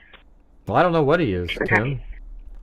I think it's the same way every political party doesn't want it to be somebody that in their party. Don't you agree with that, Tim? Like if you're, you know, and if it's politically motivated, do you really want it to be part of your party? It sucks. It's embarrassing, right? So it's kind of a dumb thing to say, oh, look, everybody in here. Ooh, ooh, ooh. I don't know what it is. All I know is the guy was appointed by Tim Walz. He may be, maybe Tim Walz appointed a guy that was more conservative, and then he didn't stay in there. Now he's angry at all the Democrats. Who the hell knows at this point? Nobody knows. We're just trying to work through it. You know, it sounds like he was going to try to go to an event later, and you know, what he was going to do there, I don't know. He might still try to go to that event. He's going to try to go out in the blaze of glory.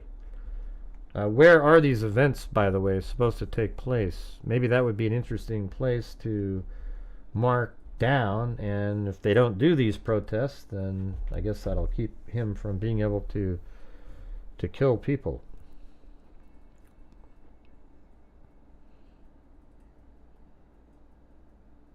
No, we are, Tim. you sound like a lunatic, okay? Tim, nobody's interested in you, okay? You're in here with an agenda yourself. We were just going over the facts of the case. All right? That's what I was doing in here. All right? So if you don't want to be here, I'm going to block you in about 10 seconds. If your next reply is something similar, you're going to be removed from the channel. I cannot stand people like you. All right? You just absolutely ruin channels and live stream episodes. You're just a joke. I mean, God, what an embarrassment.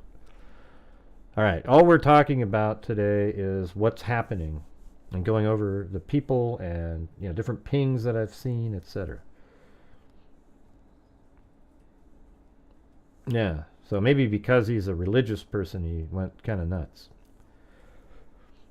How do we know Tim Walz is on the hit list? How do we know who's on the hit list itself? Do we have the list somewhere? P296 Tango traffic. Go ahead. 359, I'm on scene to that 911. Okay.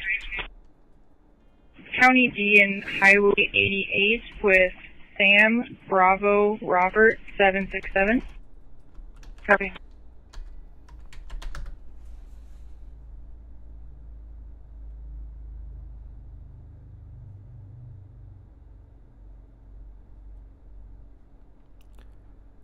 List of possible targets included in dozens of other Democrats, including Governor Walz, a source says. Okay, so this is something right here. Minnesota lawmaker Melissa Hortman killed, State Senator John Hoffman wounded in targeted political violence. A Minnesota state representative and her husband were shot and killed. 310, I think they're code 4 here. I don't take this suspicious. Copy. This letter is still sent to your laptop. Wait, what was that? I take order out.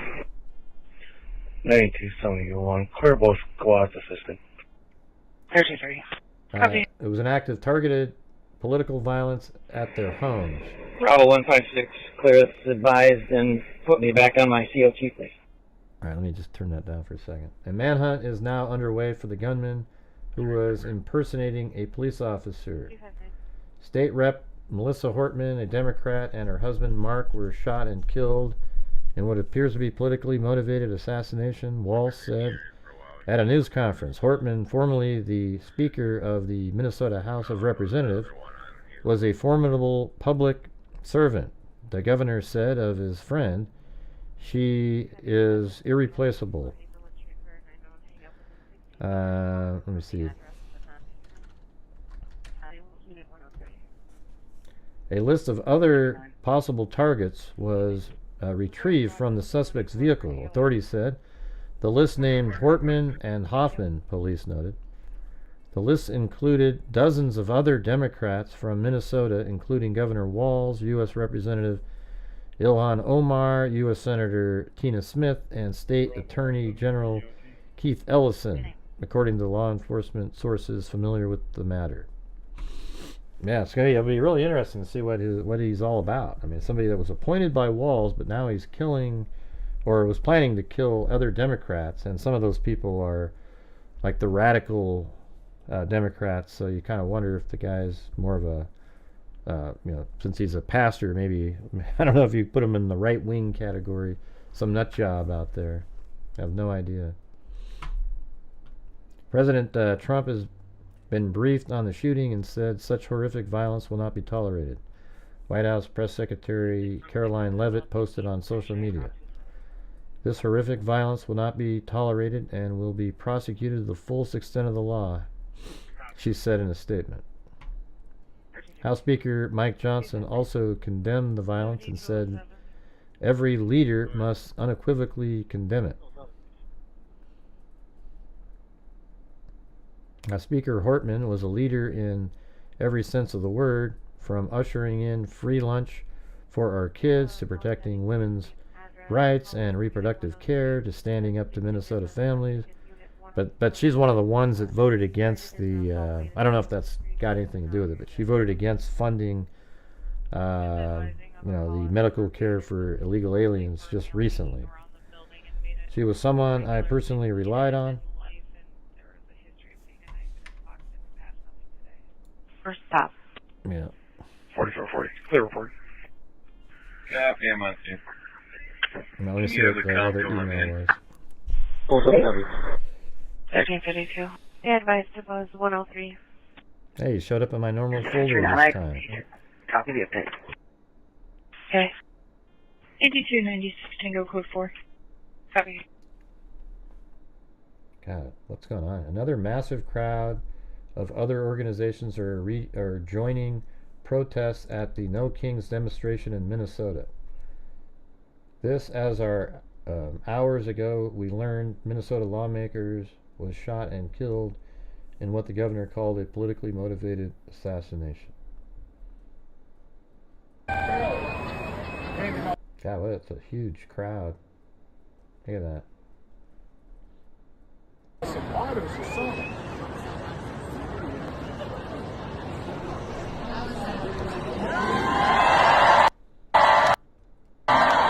Yeah, let's see if, remember Minnesota's the state that just basically burned to the ground during all those riots they had over and over and over and over and over and over again. Let's see if this turns into something.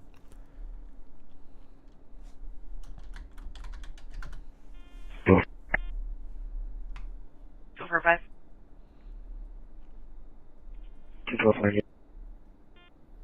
Yeah, a core principle behind all No Kings is a commitment to 354, nonviolent action. Check in the air. Anyone TZD today? It's just incredible. You know, did you notice that when Biden was president, 358. the other side didn't every single day do rallies and protests against him? They probably should have, since he wasn't even there, basically mentally the whole time. But here we are. You can't just give... God, it's just unbelievable. God, unreal. And that's what creates all the hate and division. 1675, It's just wild. On a Wild, domestic, wild. caller's son is storing items, taking windows. A 15-year-old Hispanic male in underwear only. 358, copy. 2260. Who's... 354, copy. Who are you talking to? Copy, 1335. Oh. Call the ECC supervisor again. The guy, it's him, who's this Repeat. guy? This guy was a Checking channel Democrat 1 for through and through, TZD. and he's shot in other Democrats. Well, we don't know what he is now. I mean, he could be anybody. 245 negative. I mean, he seems to be shooting Democrats, so I don't know. 5282, 144. January 6th. Yeah, thank you. God, is that all you guys have? The one time in like 20 years, you keep, that's all you have, man. It's amazing. We could say hundreds of different things. Yeah, it's just so ridiculous.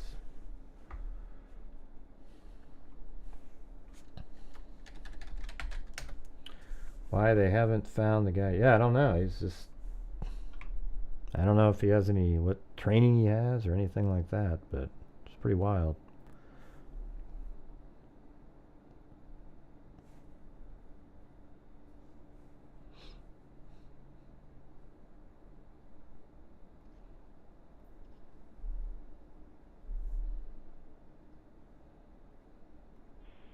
Tango. 55 Tango. I think I've covered this pretty unbiasedly, to be honest with you. Spoke with the cop. I don't know what the hell's going on. APD. I don't know who's, Copy, it's Celine Warner. what the motivation is or anything. I'm just giving you possibilities, Hortman had just voted against, she voted for appealing a bill that paid for illegal aliens medical coverage. Does that have anything to do with it? I don't know. And the reason I don't know is because Hoffman opposed her in the same bill. So if that was the actual motivation, then he wouldn't have attacked Hoffman, or he wouldn't have attacked Hortman, depending on which side he landed on. So I don't think that that is the motivation behind it. It's something else. All right? Don't know.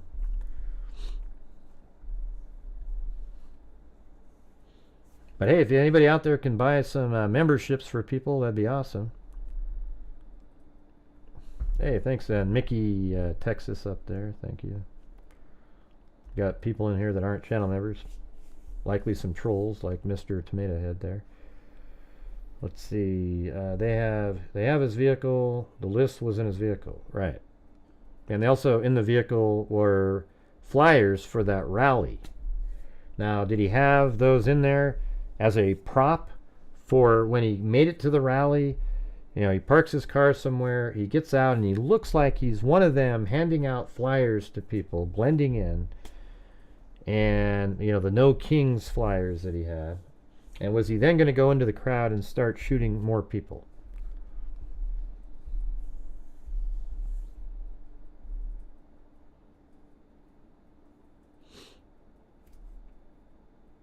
I don't know what that means. Can I kick it? What does that mean? So is he expecting to get taken out if you wrote? Oh, I see. I don't know. You know, he just in case. You know, a lot of times they write the manifestos in case they get taken out. 7221. But usually, if you write a manifesto, you're committed to doing what you're doing, and you literally do not care if you're gonna die or not, because you're making it known what your Show me thoughts on the are. motors. This is Moundsview Drive and Lakeport Drive, Paul Boy 020. Okay.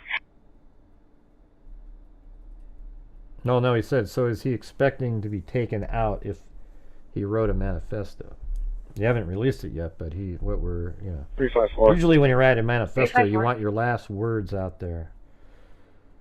No, Mr. Tomato Head, you're a troll because you know the difference, you idiot. Cancel me. You're just one of those people that don't get it, man. There was literally protests for 4 years. Copy, thank you. Okay? 1359. Cities burning daily, businesses being looted, and all you can talk about and remember is the one There's five, January there's 6th 156, moment. 705 Eagle, We all know Park that was Party, shitty. being loud. Okay? 156, I can invite. And that wasn't Copy. a protest against Biden. That was a protest to thinking the election was rigged. Man, your brain just wow. That had nothing to do with protesting Biden. Does anybody out there think that the January 6th was for protesting Biden?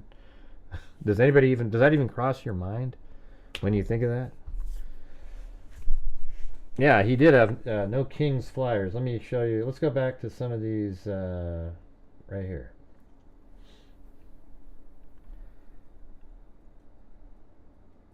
It looks like they've added some information to this. Right there. So this was in the vehicle right there. See that? See that?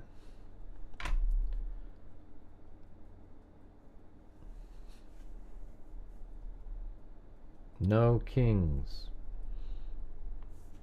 And, you know, it sort of seems like he probably printed off a stack of these. And, you know what's interesting is I wonder if some of these other papers do not have anything on them. And let's take a look at does it look like he...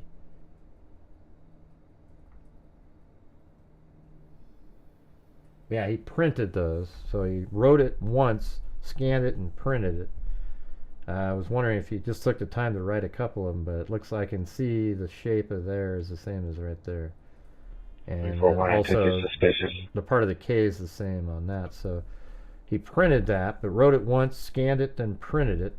And then I'm wondering if... C41 copy is glad to assist 21627 Old Hudson at Planet Fitness. Are you not looking at vehicles? Yeah, let me do something. 337. Copy 0337.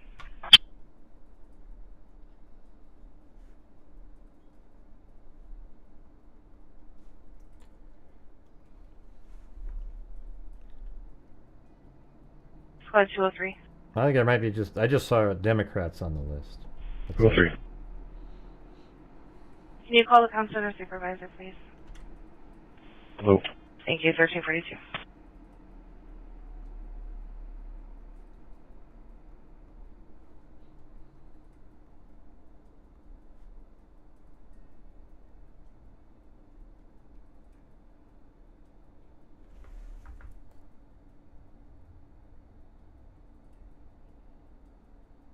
Yeah, that's something I think that looks at the same thing, right? So Kings. Oh no, that looks that looks like the Copy, G code 41343. backwards, and then that's the S on Kings. All right, so that makes sense. I just wanted to see what if there was different writing on that one. But you know, how do we know that any of these other sheets below actually have anything on them? He might have just made it look like he was going to pass a lot out, and then after he got past a few out, was going to start doing things. I know it's backwards. Yeah, I just said that. I mean, I showed it to you. Yeah. Anyways.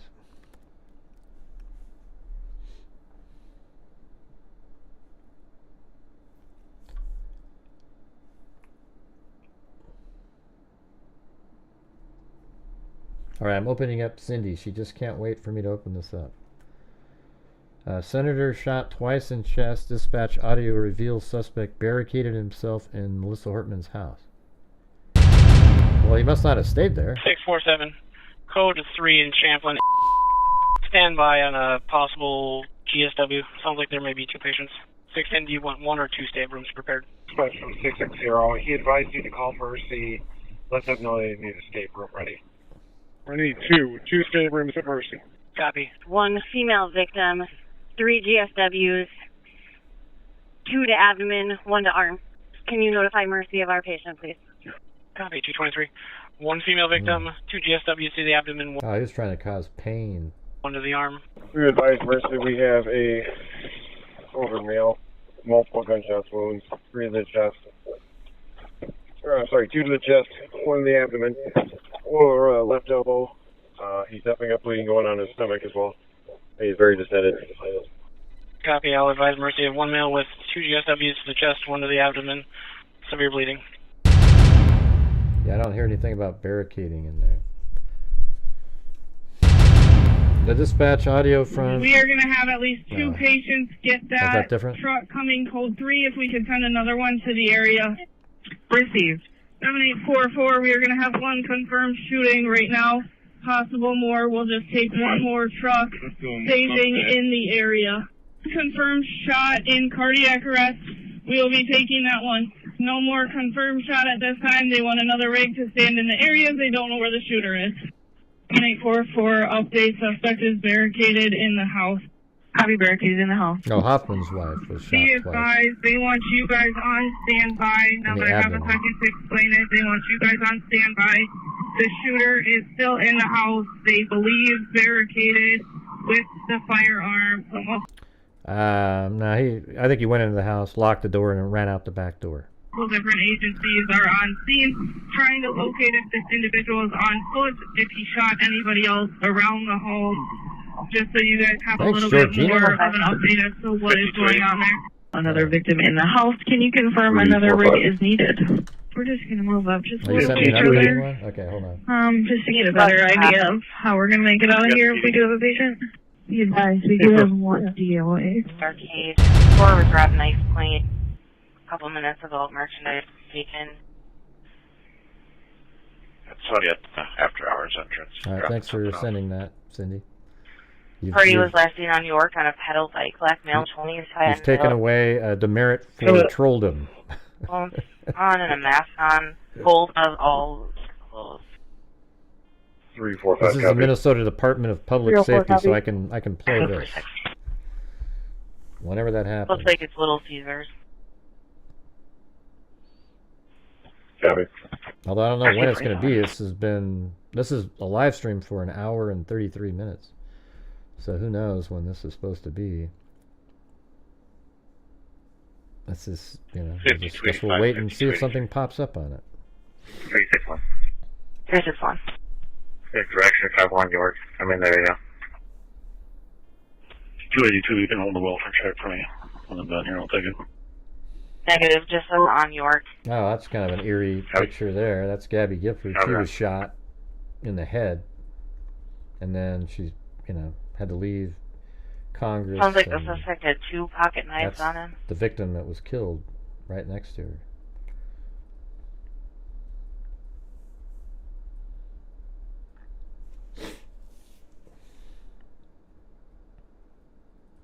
On police before fleeing.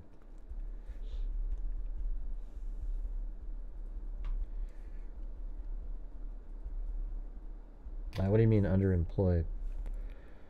We can go back and listen. What does anybody know the specific time of the evening that this took place?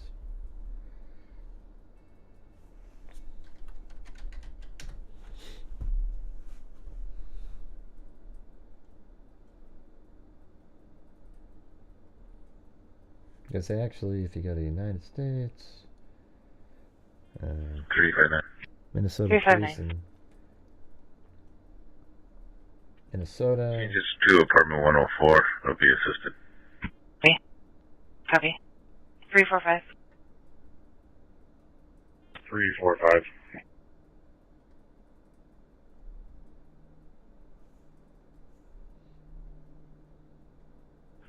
I guess what county? Jurisdiction, the address is 898 Arcade at the Beyond in Tobacco. Oh, Ramsey. There's no direction Ramsey to travel County. in New York. There you go. Copy. 249. I think that's it right there, right? Minneapolis Police, St. Paul Police, and Ramsey County. So it's this one right here. And today is the 14th, so we can go back in time. 2 a.m.-ish, you're saying? Okay.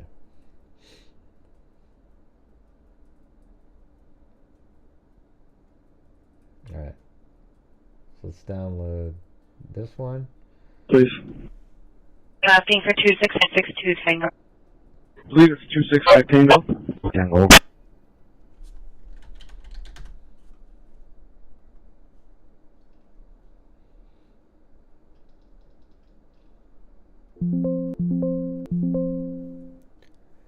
Come on. Please. Asking for 266. Alright, and then so that was that one, then one at 2:13. And what time was the other one? The Hoffman's was the first one.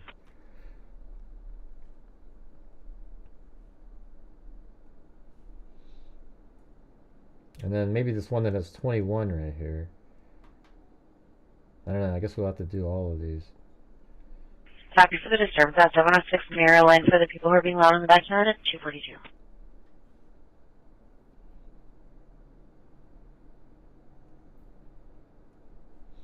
525 Tango. 525 Tango. Everybody's send us a lobby shot.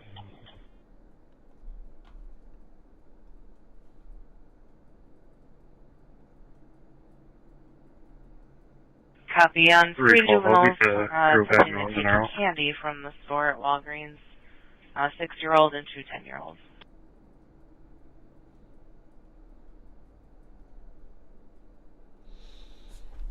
Alright, so now what we can do is open up my Audacity.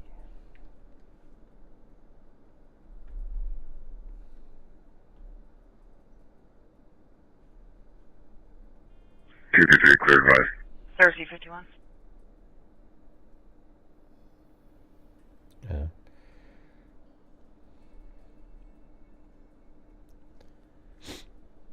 Alright, this could be kind of interesting here. We're going to load them all in.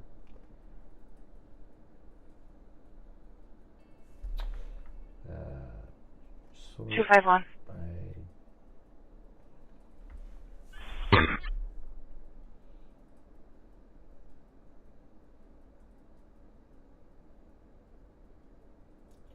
243. Okay, so that's the order. Can I put them all in at the same time? Thursday 51. How about one? Could not open. Why not? It's an MP3 file.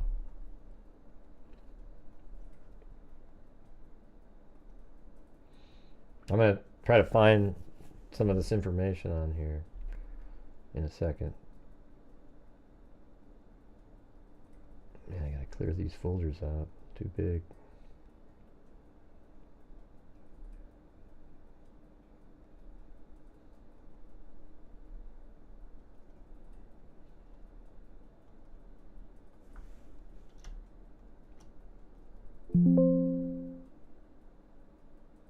What do you mean it's not letting you put a file? That's stupid. It's a freaking okay, that one came in. Look like.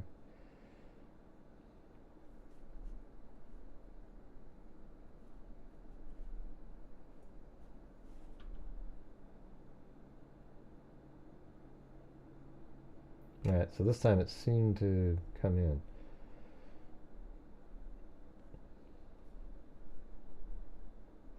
Do you guys want me to do this? I'm going to get rid of the silence, and then we can just listen to the important audio.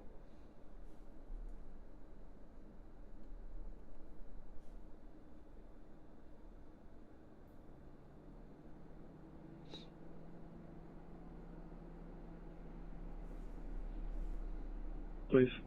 Okay, so that should work. God, that's stupid. Did not recognize the type. How do you not recognize a freaking audio file? It's ridiculous.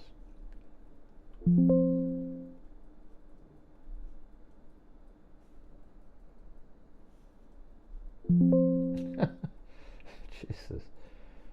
That's wild. A second ago it just did that. Let's see.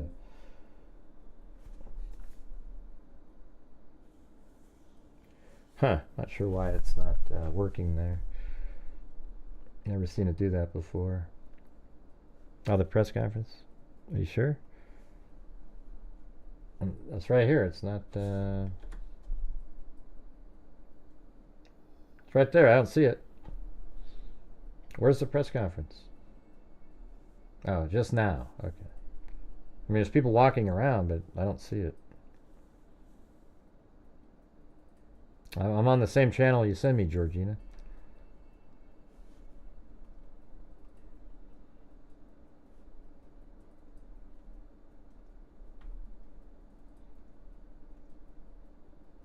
Okay, so maybe some of those other ones were corrupt. Those files. Let's see.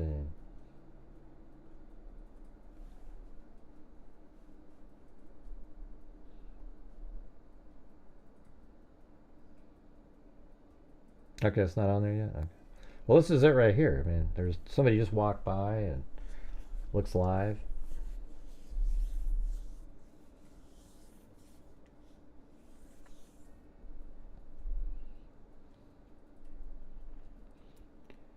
Thanks for the link, Georgina Stoliker. So dangerous for everyone. Till this guy is caught. The fact he has a manifesto, in my opinion, means he's willing to die. Yeah, he's willing to die, and he probably wants to shoot other people, and he wants people to see why he did it after he's not alive anymore.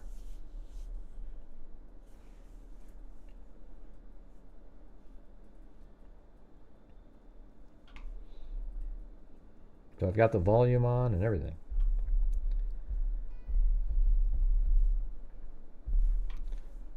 Here, I'm going to re-download these files while we're waiting here for the press conference.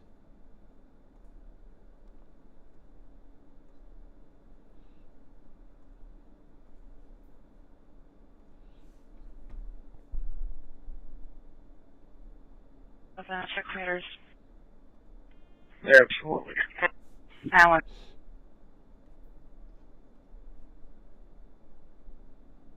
All right.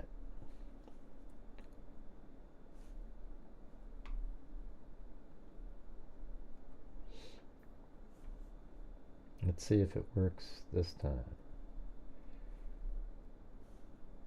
Oh, God, it's the same. I have the file right there. I can see it. It's an MP3 file.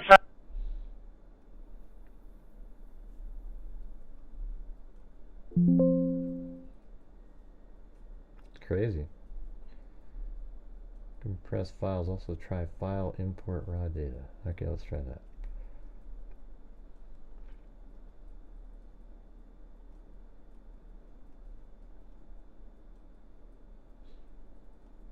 Oh, well, that worked. Somehow. Oh, God, no wonder they probably didn't, man, that looks like garbage. Nothing on there. Alright, let's see what the next one was.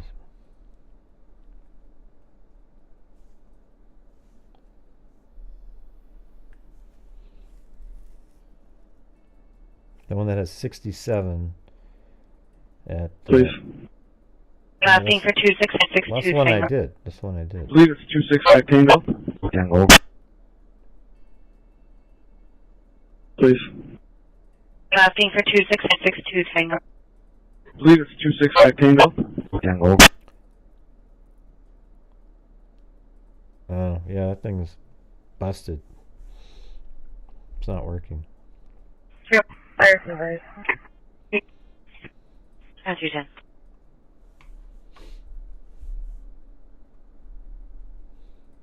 Import. Raw data. 5. Yeah, that's not good either. Fair night. I don't want to play it. It hurts my ears. What sounds iffy? East Quebec 78 for the hill. This is the Wild Place Cam that's in Wakefield, was westbound Hudson.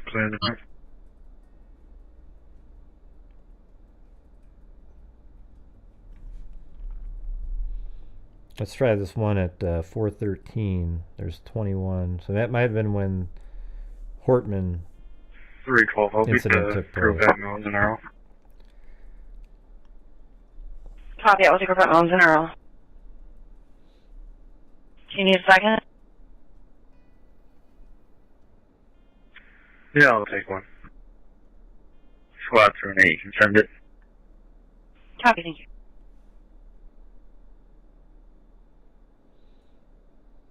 Alright. Effects. Special. Truncate silence. Alright, so now it's all in that short period of time we can listen to it. 312. I'll beat the crew back Mounds and Arrow. Copy, I will take over at Mounds and Earl. Do you need a second? Yeah, I'll take one. Squad through an 8. You can send it. Copy, thank you. 219. 219. Disturbance at 1505 Cleaner, Unit C, Charlie. Call if you hear a loud yelling and screaming that sounds like an argument for about an hour and a half. I don't know how many people are involved. When I go. Thank you, at 413. 312. I'm going for it. Copy, for 414. 443. I can feel some. 8190 arriving. Disturbance at 1505 Cleaner, Unit C, Charlie. Call if you hear a loud yelling and screaming that sounds like an argument for about an hour and a half. I don't know how many people are involved. 13-year-old moving around I got it the double. neighborhood. Someone just came up and started knocking on the car. They're on bikes in the neighborhood. They're spotted back. 4476. Hang on, all back. 312 advised with Easton came in. Copy that at 415. 443 on area. 419. Good morning. Clear Joy with 128 Tango, and we'll both take the disturbance on Uni. Copy for the loud unit 1845, Department 122 at 417. 119. Good 119. Can you actually send this call and send us the suspicious, unlike the time we're closer to that one? Copy for the sus at 523 Lexington for at 521 Lexington for a male with severe back pain. He's going to be near a gold Impala. Squad copy. 418. 447 over here. 8190, checking her status. 8190, we're control. Okay, continuing. 4476. Hang on, scene. Copy. Okay. Last one. 13 Tango. We'll be with 1. Copy. 119. 119. Call is going to be related to that medical call. Can you advise medics to let them know that we're in the alleyway? Copy. 128. 128 Tango. 29. For medics info, this fellow took some fentanyl, and they administered 1 dose of Narcan. Orange was getting here as well. 319. Copy. 1 dose of Narcan administered prior to squad's arrival at 424. Here's your adult male and female to Dorothy Day. Copy. Dorothy Day at 424. This is the vehicle being towed 8190, away. checking her status. 8190 to the apartment. Copy, continuing. Let's see what it looked like. 265. 265. Clear this up to 224. Unfortunately. 123 Tango. Wow. Look at that, Tango. I guess. That's great. Yeah, Minnesota Place, Romeo Tango Zulu 556 takeoff. Received. 8190, the apartment's clear. Copy. 128 Charge from medics. 128 Tango, Romeo Tango Zulu 556 comes back on a 2014 silver Chevy Malibu. Thank you. You're welcome. 426. 31 status. 4431 status. 4431. Man, look at that. 4431. You changes to a PID and cleared out. See, it's almost like you have to. Copy. You'd almost have to. I mean, I don't know how you get access to stuff like that. That looks like a legitimate police vehicle. It even has like the, not sure what you call those, ram bars in the front or whatever. Lights on the top. That's creepy. Jesus. 312, I'll beat the group at Mounds and Earl. Copy, I will take over at Mounds and Earl. Can you need a second? Oh, the lights are moving inside of it still. Squad 3 See that? The little Copy, thank you. flash. 219. 219. Disturbance at 1505 Cleaner, Unit C, Charlie. Call if you hear a lot of yelling and screaming that sounds like an argument for about an hour and a half. Unknown how many people are involved. Thank you, at 413. 312, I'm still 4. Copy, code 414. 443, I can feel some. 8190 arriving. Area squad of action. 13. For a juvenile complaint, there's 27 kids between 3 and 13-year-old running around the neighborhood. Someone just came up and started knocking on the car. They're on bikes in the neighborhood. Area squad of back. 4476, hang on, all back. Thank you. 312 advised with Easton Canine. Copy that at 415. 443 on area. There it is. That's where that video's taken right there. Man, I'm good at that. Unbelievable. Disturbance on Uni. Copy for the log in 1845. So that's where that video is of the car being towed down this street right here. 119. Can you actually send a call and send us the suspicious on like when we're closer to that one?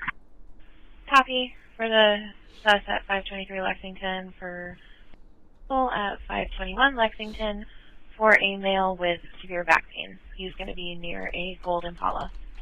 Squad copy. 418. 447 over here. 8190, checking her status. 8190, we're control. G, continuing. 4476, hang on, see. Copy. Okay. What does that Last mean? one. Same vehicle back on the corner. I don't even know what that means. Copy. 119. 119. Call is going to be related to that medical call. Can you advise medics to let them know that we're in the alleyway? Copy. 128. 128 Tango. 09. For Megs, I'm full. This fellow took some fentanyl, and they administered one dose of Narcan orange whiskey in here as well. 319. Copy. One dose of Narcan administered prior to squad's arrival at 424. Here's your adult male and female to Dorothy Day. Copy, Dorothy Day at 424. 8190, checking her status. What house is 8190 to the apartment. Copy, continuing check. 265. 265. Clear, this has to stay. 224. Man, is this related here? How do we know this is related, this video? 128 Tango. 128 Tango. Yeah, Minnesota Place, Romeo Tango Zulu 556 pickup. Received. Hey, look at it's out in the middle of nowhere. Copy. Where are these cops? That car connected. 128 Tango, Romeo Tango Zulu 556 comes back on a 2014 silver Chevy Malibu. Thank you. You're welcome. 426. 31 status. That doesn't look 4431 like status. 4431. 4431. You changes to a PID and cleared out report. 8190, clear assist. Copy. 119. 219. Can you please change to AMA and clear advised with 128 Tango? And I'll...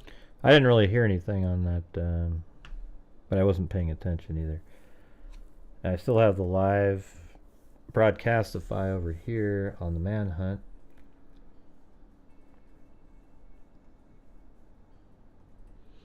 So let me type in all these addresses here. Hold on. So we've got this one. These are all addresses associated with him.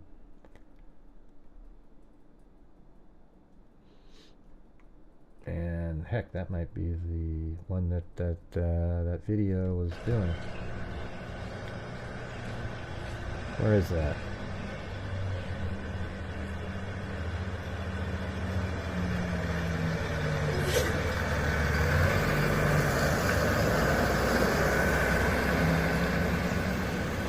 Well, looks like we lost a lot of people again. Unbelievable.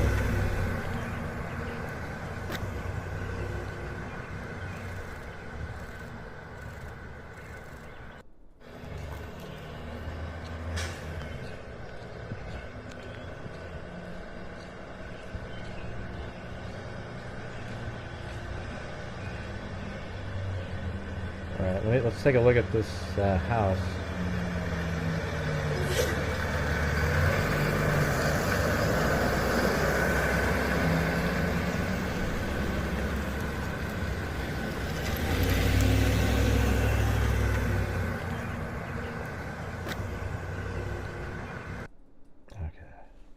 Wondering where that was coming from.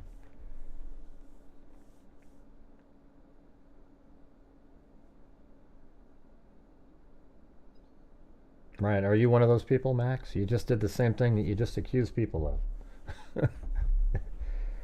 Yeah, somewhere else, this other guy. Alright, anyways, let me let's go up in the air here. This is the most recent. Oh, that's it. That's the house. Look at this. So, let's see, where's that pin? Right here. Here, I'll show you in a second.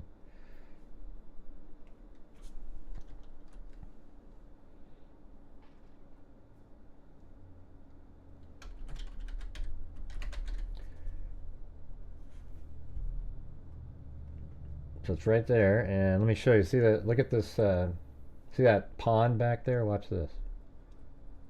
That's that right there. See, it's got the little. I think you probably have to turn it like that.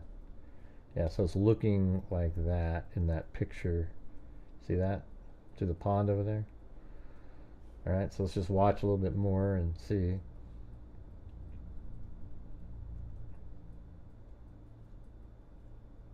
So which one is it? Is it over here or over here? Got both of them here.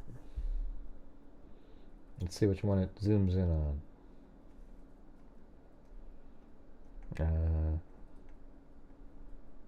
Yeah, I mean his address is. It's not even one of those actually.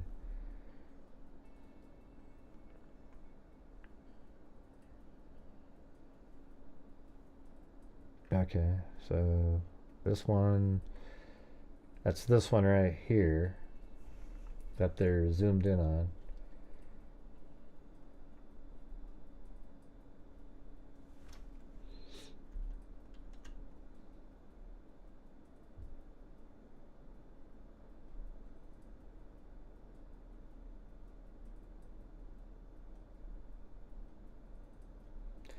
Alright, so anybody's out there, if you have the ability to, if you could please help support the channel. Been incredibly slow today.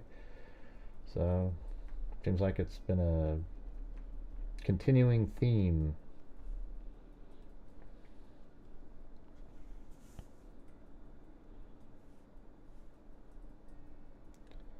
So apparently that's where a helicopter is flying at his house. And one of the houses associated with him. So that helicopter, I just verified that that is associated with this individual, Vance, B-O-E-L-T-E-R. It's absolutely associated with him because the helicopter is flying around at a house that is listed for him on Ben Verified. So obviously the police are there, and now we know that that's probably where he was staying. But his most recent home listed on Ben Verified is in Virginia.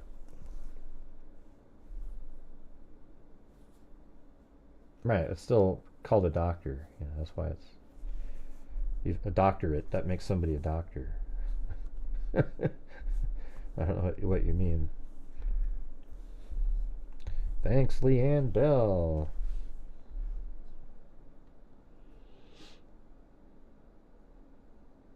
Yeah, you know what we should do is look up on Ben Verified what his assets are. And does he have a vehicle that's similar? Hold on.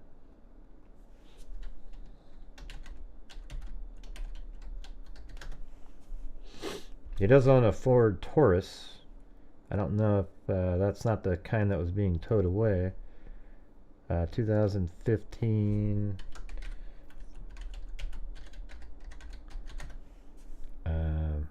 Well, there you go. That's exactly what he did.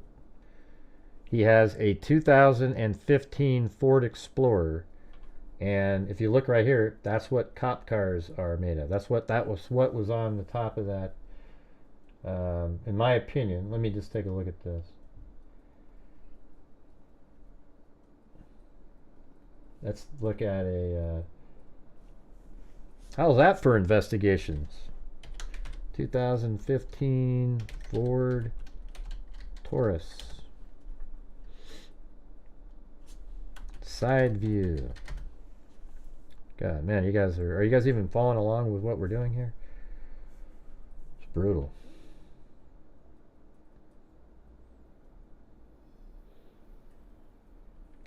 That wasn't it. It was a Explorer is what I meant to type in. 2015 Ford Explorer. Side shot.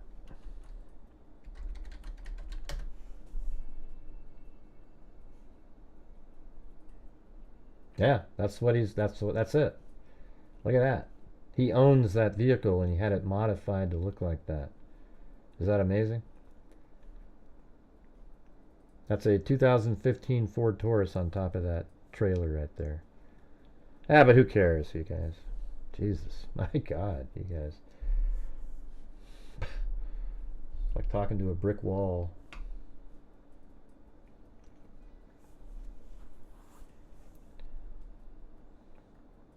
And see, there's it's notoriously a police vehicle. So that means his own vehicle. See right here? This is his profile on Ben Verified, a 2015 Ford Explorer. And I bet you Tauruses are also police cars. But right there, boom. And that means he modified.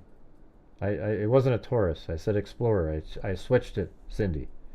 Try to pay attention. All right, so there is that's it right there. And look right there. There is a 2015 Ford Explorer V6 police vehicle, and he made his look like that.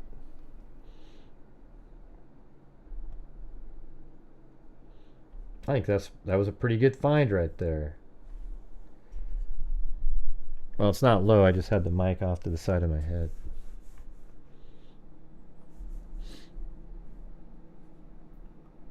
Yeah, so it's not like he went out and stole a police vehicle. He had his own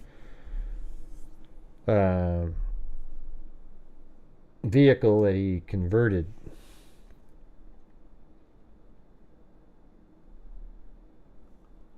I thought I'd have more people going, "Whoa, wow, wow, wow, that's cool. Wow, look at that."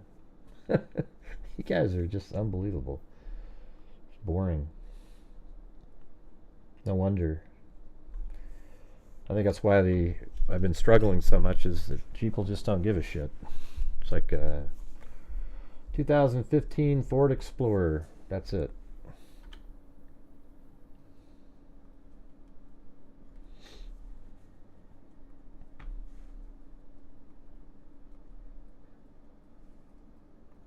Either that, it's so common that I'm able to do stuff like that. It's not even interesting. Tired, stripped down, police cars. Yeah, well.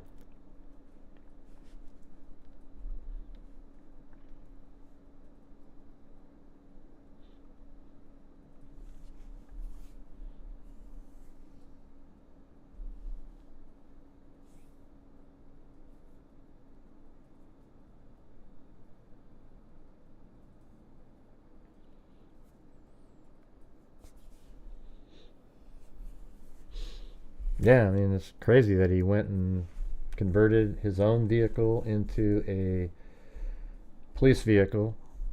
He owns it. And let's see, what does it even say? Yeah, and it has his name even listed under it, so.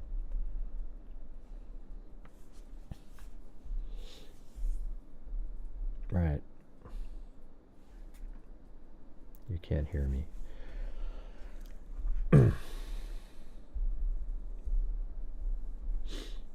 Yes, so I'll repeat it again since nobody seemed to listen.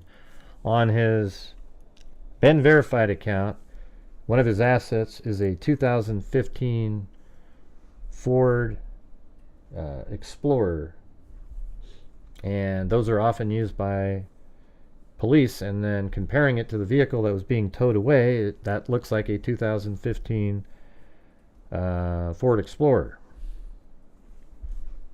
I'm just trying to get people more excited about when we discover information.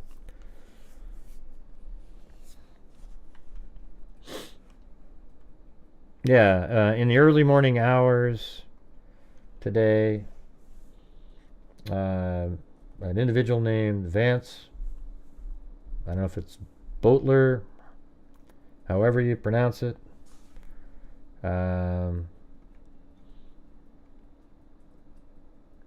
he went over to an individual named John Hoffman house and shot John. These are senators in the Minnesota's state senate, and not national senators, but state senate. Then we have John Hoffman. He's a Democrat, and his wife were shot. They made it through surgery, both of them. And then not long after that, he drove over. An officer was actually thinking, I wonder if that was politically motivated, so went over and checked other lawmakers' homes and showed up over at Melissa Hortman's home, which is right here. And when he showed up at Melissa Hortman's home, there's a black 2015 Ford Explorer in the driveway right here. And it looked like a cop car. So he stopped, and then when he started making his way to the house, I think, the shooter, Vance, came running out of the house, started shooting at the cops, then went back inside and locked the door, and then obviously escaped out the back somewhere. And he killed both Melissa Hartman and her husband. So he shot 4 people so far that we know of, and 2 of them were killed. Yeah, but did anybody find that interesting at all? That we were able to determine that he actually owned the vehicle that he converted into a cop car? Because I literally didn't see one comment on that. It's almost like you're watching the Karen Reed trial and just barely. Will do, Kevlin 45. Will do.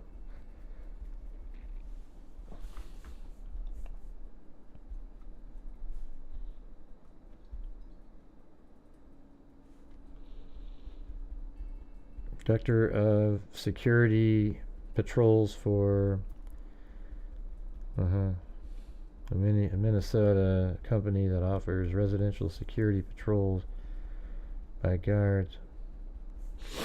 Oh, yeah. Yeah, maybe he converted his own vehicle into that. Because he owns a 2015. That's exactly what the vehicle is on that tow truck.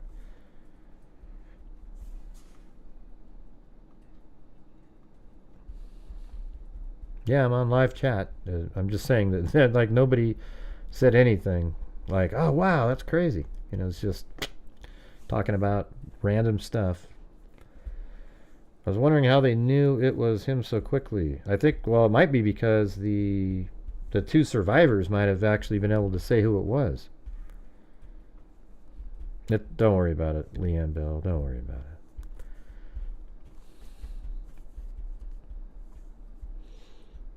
But also, maybe, the vehicle and his plate led right to him, So, maybe that was kind of obvious.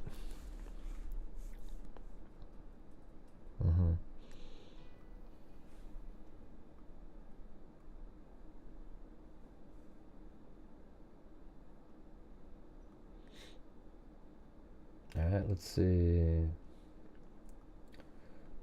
Smokey the Bear sent manhunt underway after Minneapolis Democrat House leader killed. That's 13 minutes ago. Minnesota congressional delegation reacts to targeted shooting with outrage, grief, and condemnation. The bipartisan Minnesota congressional delegation. What do you want me to get out of this link here? Hortman's assassination is a loss for all of Minnesota. Source: suspect is Minnesota shooting identified as Vance Belter.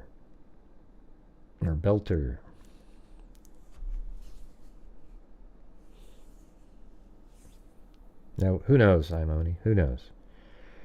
Nobody even knows what you're talking about, since there is no link sent to me or anything like that associated with it, so we don't know. 57-year-old, according to law enforcement official, he worked... There it is, right there. He works for a security company. Is that you that sent that? You don't have... That's not your same name.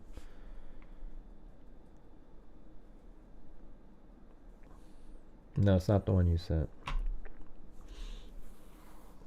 Security company. The company website says it serves as the director of security patrols. Man, what a weird dude this guy is. He's all over the place. I mean, he's all over the place. Well, here it is on CNN. It says it right here.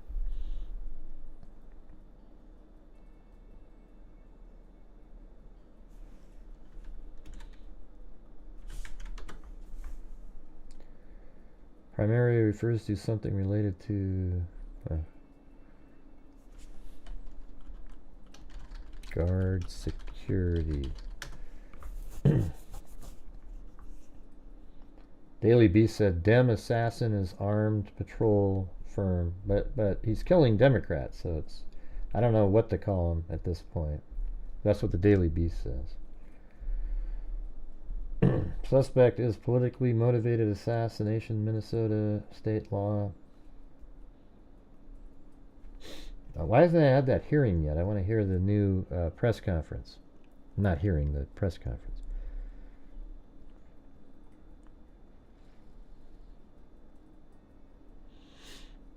Now here's the time frame. Eastern time. The suspect in the assassination and attempted assassination of 2 Minnesota lawmakers has been identified, this is PM, as Vance Belter, who two law enforcement officials briefed on the case, tells CNN. The original story was published at 3:36 a.m. Minnesota State Representative Melissa Hortman and her husband were shot and killed early Saturday morning. Minnesota Senator John Hoffman and his wife were also targeted by the same individual and each shot multiple times, Walls said. They have been undergone surgery and are alive. The Hoffmans are out of surgery at this time and receiving care, and we are cautiously optimistic they will survive this assassination attempt. The suspect is at large, and a massive manhunt is underway, officials say at the news conference. This is a very large-scale search. Law enforcement also found a hit list in Minnesota suspect's car that contained nearly 70 names. A law enforcement, I guess that's how you could determine. If every single name on there is a Democrat, then who the hell knows who this guy is? I mean, he was appointed by Tim Walz at some point, so you'd think he was a Democrat politically, but maybe not. You know, I don't know. The names included abortion providers, pro-abortion advocates, and lawmakers. Okay, so he's a pastor too, so maybe that's what it has to do with. Law enforcement was first called at around 2 a.m. local time on Saturday with reports that someone had shot Hoffman and his wife. Police responded to their home and provided life-saving measures before the couple was transported to the hospital, according to Drew Evans, the Minnesota Bureau of Criminal Apprehension superintendent. Around 3:35 a.m., another call came in when officers were proactively checking on Hortman's home. When Brooklyn Park police officers arrived, they noticed that there was a police vehicle in the driveway with emergency lights on and what appeared to be a police officer at the door coming out of the house, officials said. That individual immediately fired a weapon at them, Evans said, and exchanged gunfire. Exchange gunfire took place. What? Evans said, and an exchange is what they meant to say, of gunfire took place during which the suspect was able to escape. The Brooklyn Park Police Department, along with other law enforcement agencies from Hennepin County Sheriff's Office, the Minnesota Department of Public Safety, State Patrol, and FBI and BCA are now actively engaged in a manhunt for the suspect they believe is responsible for both shootings, Evans said. FBI Deputy Director Dan Bongino said the FBI is fully engaged on the ground. President Donald Trump has been briefed on the shooting and said Attorney General Pam Bondi and the FBI are leading the investigation, adding that anyone involved will be prosecuted to the fullest extent of the law. Authorities are searching for a male wearing a vest with taser, a badge, and other equipment similar to that of a police officer. Well, he must have a gun too. According to Bruley, the suspect is on foot. And since he's not able to get back to his car, he's got to be still wearing, unless he was able to find other clothing, but you'd think he'd still be running around wearing the dark clothing that he was wearing.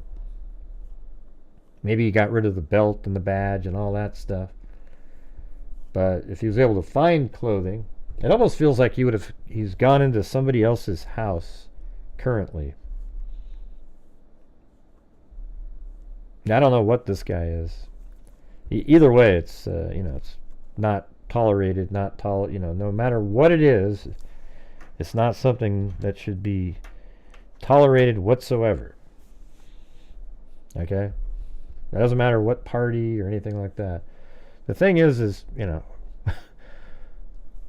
what's sad to say is sometimes when the conservative party is attacked, it's sort of accepted by a group of people. But when the Democrats are attacked, everybody condemns it. So, I mean, it's just, that's the way it should be for everybody.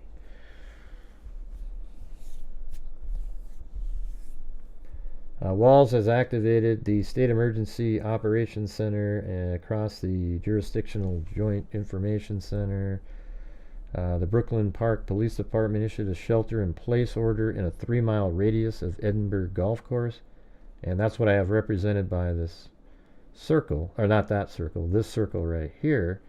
And then I created this circle here because I think that's where he went, based on the fact that he goes out the back door here and is, likely going to go this direction, not back towards where the cops were. And then there was maybe a sighting right here inside of my smaller circle. And I think he might be somewhere in this area right here. And then we just saw that they have a helicopter out at this is the outside that modern auto body shop.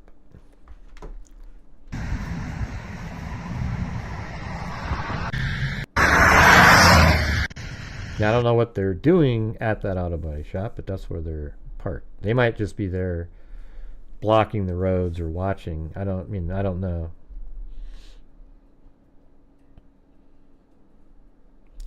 But hey, guys, any chance you guys could help support the channel? Maybe get some memberships for other people? That would be awesome. I know this is an earlier show than normal, but it's a show nevertheless. Well, I don't know if he's squatting somewhere. I think he's probably, probably went inside somebody's house.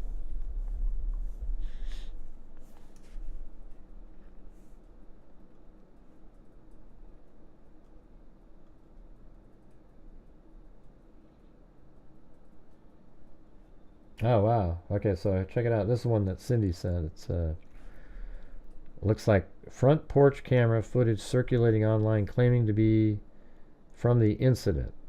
No other details confirmed. So what did he do? Shave his head, or did he put something on top of his head? I mean, it does kind of look like the person. I mean, like what they described him. Let's do this. Let's try to verify this. I'm pretty good at course, it will get no reaction whatsoever again. But let's see. If we look at the house, does it make sense just based on even what we're looking at?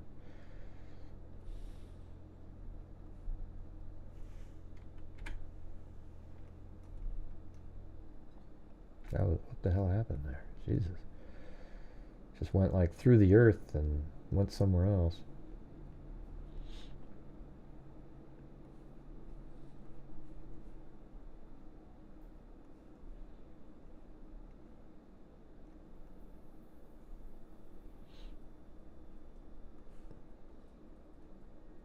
Oh, maybe let's go. I think this might be the Hoffman's house.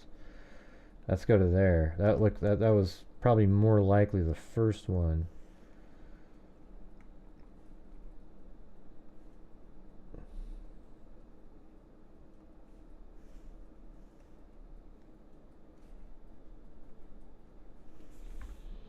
I think that actually I think that's it. I think that's real. I think that's legit. See right there, that brick beam, that's right there. Okay, it's right on the right to the left of the door. Look at the type of door is the same. Even has the same handle, for God's sakes. Look at the handle right there, and then look at that, same thing. And then this cement sidewalk right here with the lines going that direction. And this is where a car would be parked. So I think that's at the Hoffman's house. 100%. Yeah, see that sidewalk right there is right here. The white door, and has the same handle sticking out like that. Boom. And then the pillar would be, that means there's a camera. It should be up to the left. So the camera, and what year is this? Street view here. This is 2023. So can I get a boom on that one at least, you guys? I mean, Jesus, you guys are...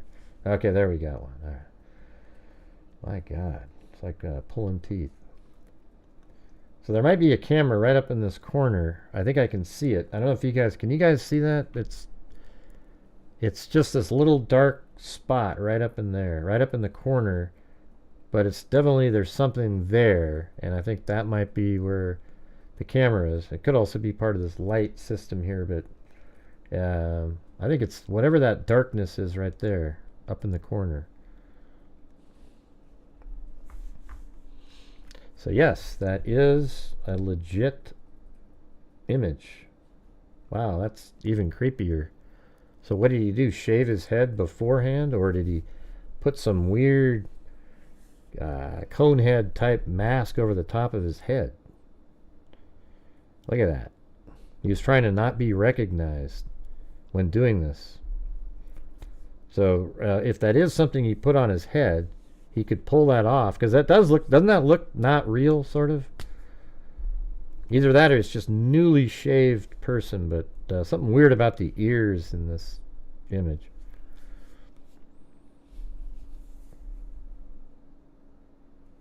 I wonder if they let him in. Man, what a crazy... man. I don't know. That doesn't look like pantyhose because his nose is shaped too good. I already said where the camera was, Sherry. Yeah. I told you where it was. See? It's got to be a camera right over here. And whether or not that's a camera there, I don't really care. I'm talking about the one that's filming the guy.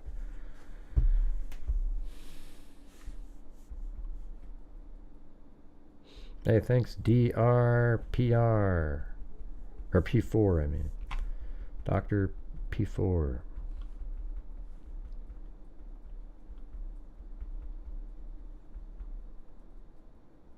Oh, that was a long time ago. Man, Jesus.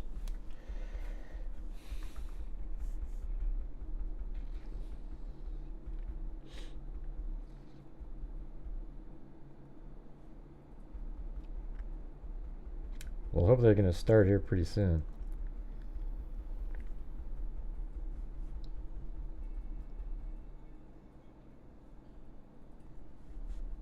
And this is his house that they're looking at.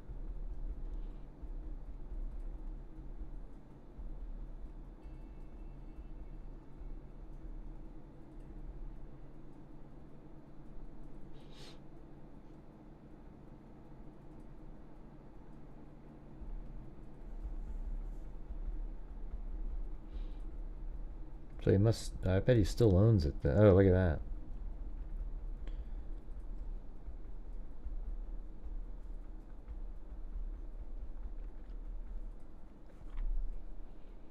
And that house is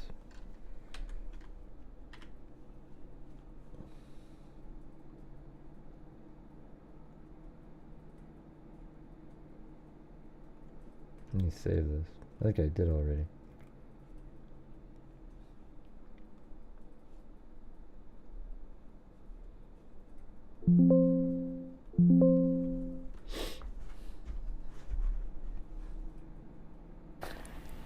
Of what is believed to be the suspect in now the shooting deaths of state lawmaker Representative Melissa.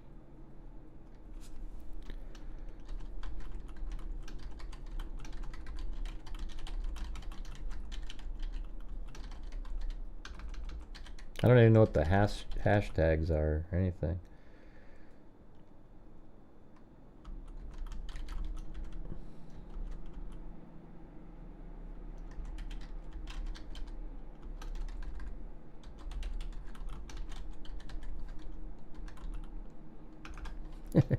Creepy. Melissa Hortman and her husband Mark, and also multiple shooting shots fired at Senator John Hoffman and his wife Yvette, who have been hospitalized and are recovering from surgery. We're taking a look at the home of what is believed to be the suspect in now the shooting deaths of state lawmaker Representative Melissa Hortman and her husband Mark, and also multiple shooting shots fired at Senator John Hoffman and his wife Yvette, who have been hospitalized and are recovering from surgery. We're taking a look at the home of what is believed to be the suspect in now the shooting deaths of state lawmaker Representative Melissa Hortman and her husband Mark, and also multiple shooting shots fired at Senator John Hoffman and his wife Yvette, who have been hospitalized and are recovering from surgery.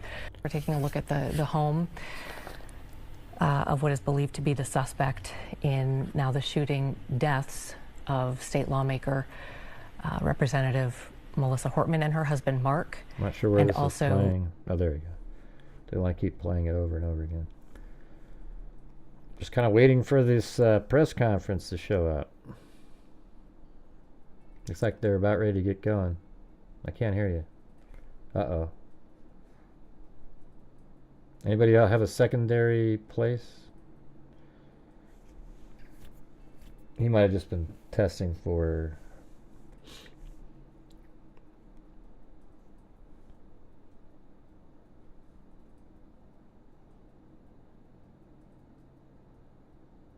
I just got a notification from Mac.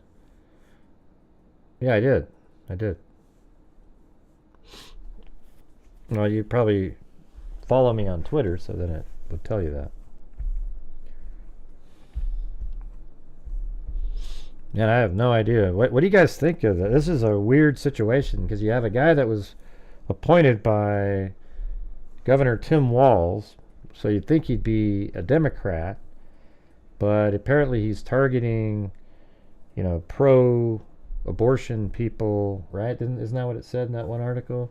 And he's also other Democrats he's targeting. So that would make you think he's, I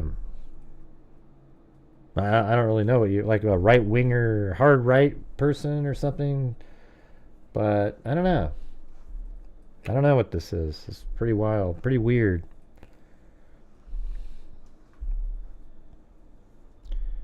What was the other location? Yeah, I know both the locations. I got them. I got both houses.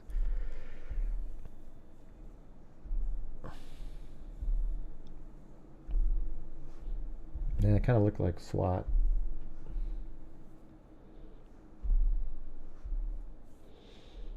And we've been on there for 2 hours and 40 minutes, and if this was a regular show, we'd be at a third of a goal.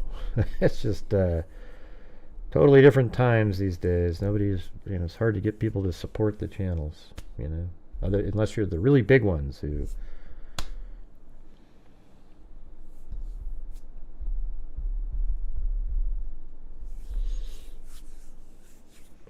sure. So if you guys are out there and you have the ability to, I would appreciate your support for the channel. Allow me to keep doing these types of shows. I think I'm covering it better than the other ones that are out there. We've nailed all the different locations. Found out that he owned a vehicle just like it. You know, what else can I do?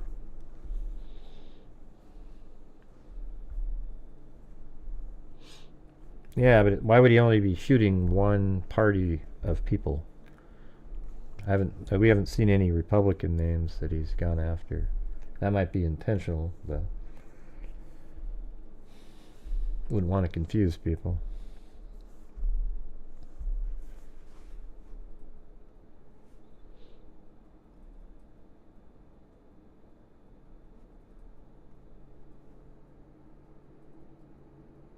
Huh, I wonder if that's his actual normal vehicle that looks the same. I don't know, that's weird. I wonder if that's the same one. Hey, thanks, Wendy Woobles. Very kind, very kind.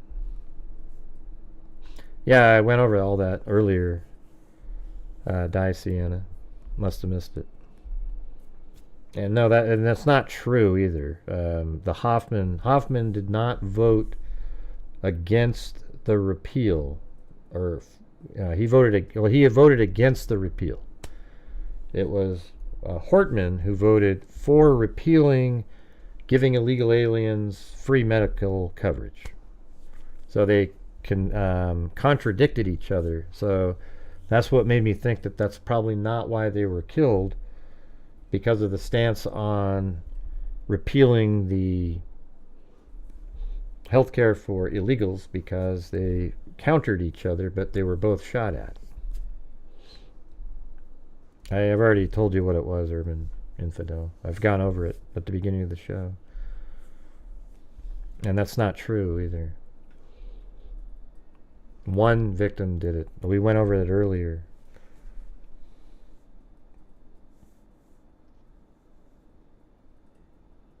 Here, look. I'll show you again while we're waiting. It's in this article right here.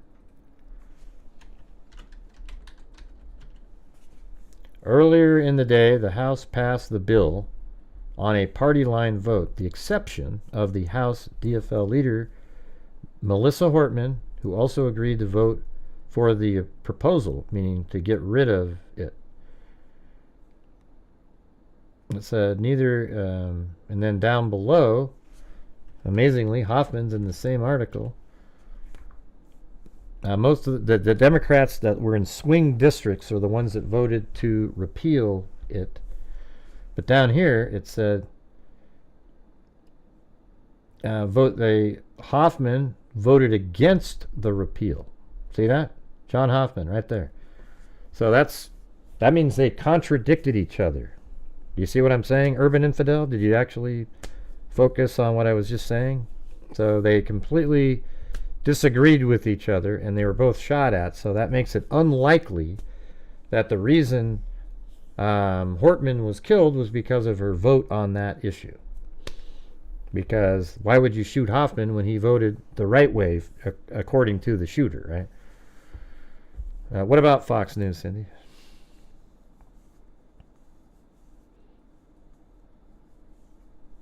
Oh, geez, really? God.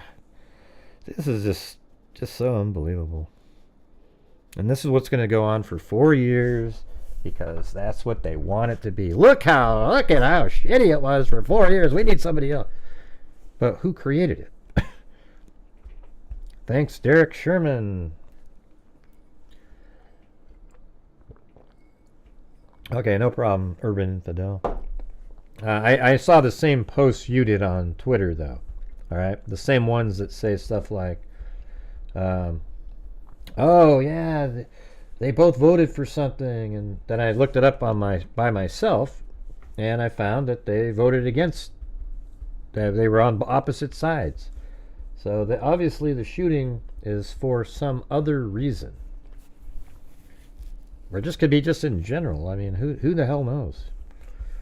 Maybe he went after Hoffman for that vote, or not for that vote, and Hortman for another.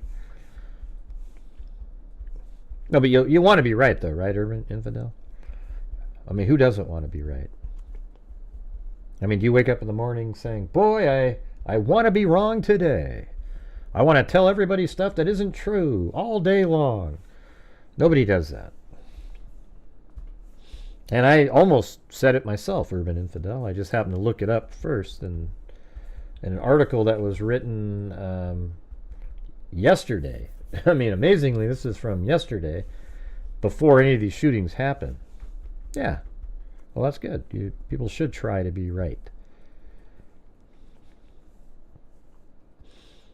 Maybe he was targeting all politicians. I don't know. I don't think so. I don't think they would be any close. I mean, look at where he lived. He lived way over here. So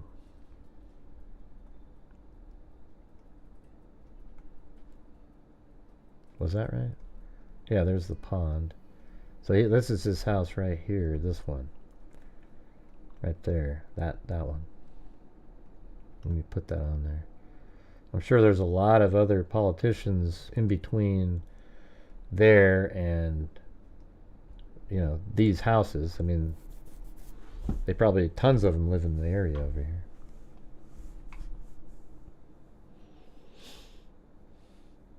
What are you guys responding to? Hannity does, trolls do. What do you? I don't even remember what I asked.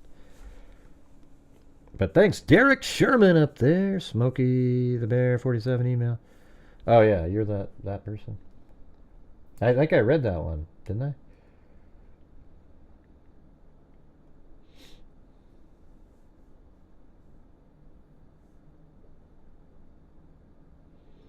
Yeah.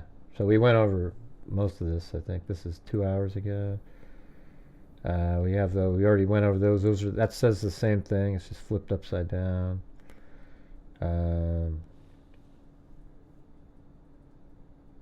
The Democrat rep Melissa Hortman sounded absolutely terrified while speaking to the media after she voted no. Oh, really? Let's see.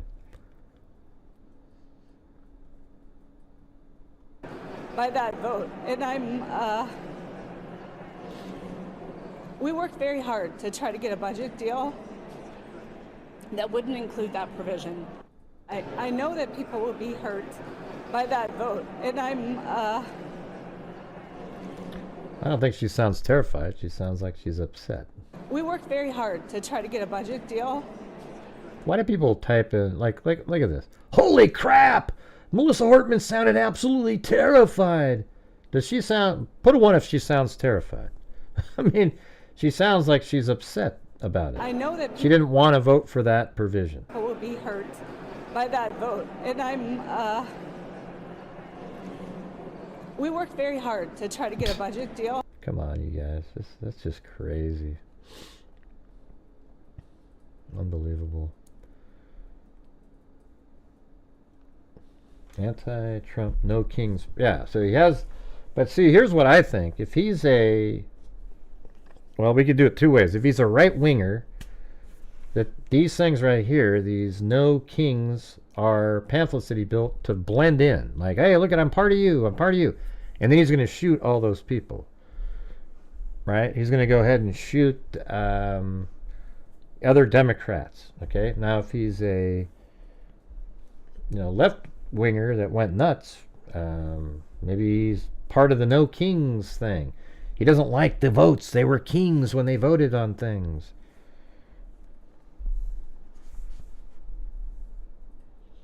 This is what you get when you rile people up to this extreme. I don't think I mean, my entire life, the last 10 years or 12 years or so has just been horrendous. Just the discord back and forth, crazy. Calling people Hitler every chance you get. Well, hell, then isn't it okay to take somebody out that's like Hitler then? I mean, that's the thought that people have in their heads if they're unhinged people.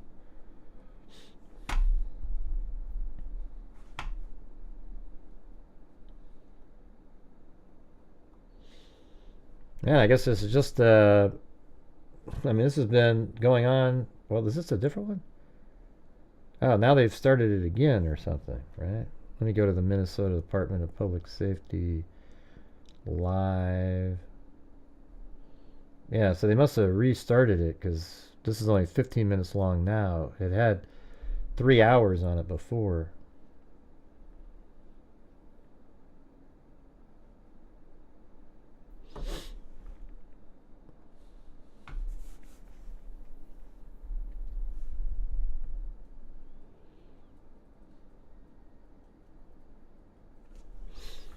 That's how you get Luigi. Yeah, that's how you get the Mangionis of the world, and that's how you get the people supporting Luigi Mangionis. You know, yeah, good job, man. You just nut jobs. Let's see. Has there been a new shot of the police at his house yet? Yeah, we just showed it, Danny, for like 10 minutes. Must have missed it.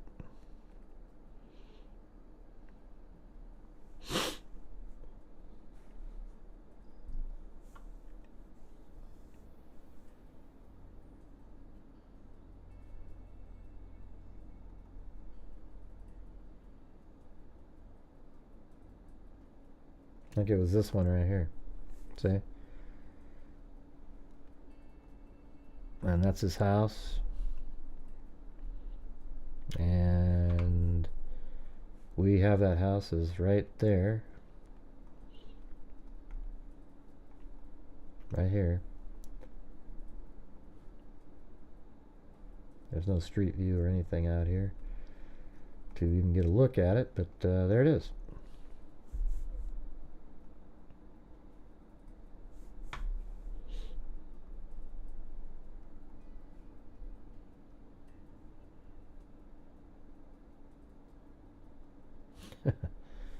Alright.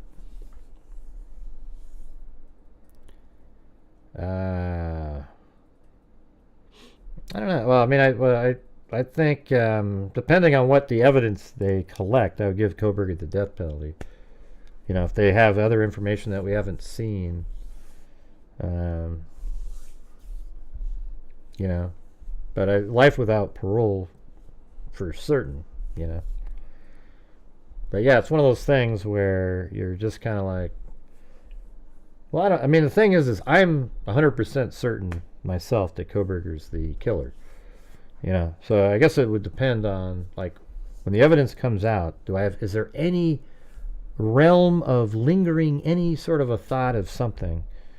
That's where I would go, I don't know. You know, and because he has the element. He has DNA at the crime scene, weapon. So there you go. The knife sheath had DNA on it, and that was involved in the murders, and he drives a white Elantra. When you put all that together, I don't see any reasonable doubt of any kind. Like, the DNA is not gonna lead to a different person. So yeah, I mean, he would be, at this point it'd be a death penalty, but let's see what happens.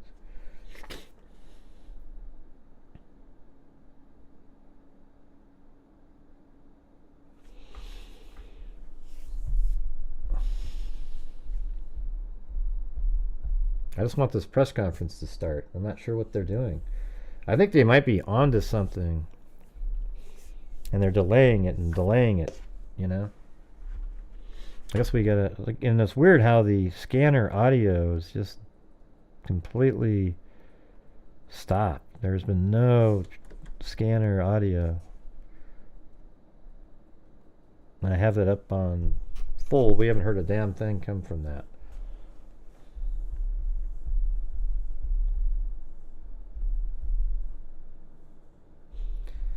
But hey guys, if you guys are out there, maybe get some channel memberships for other people. That'd be great.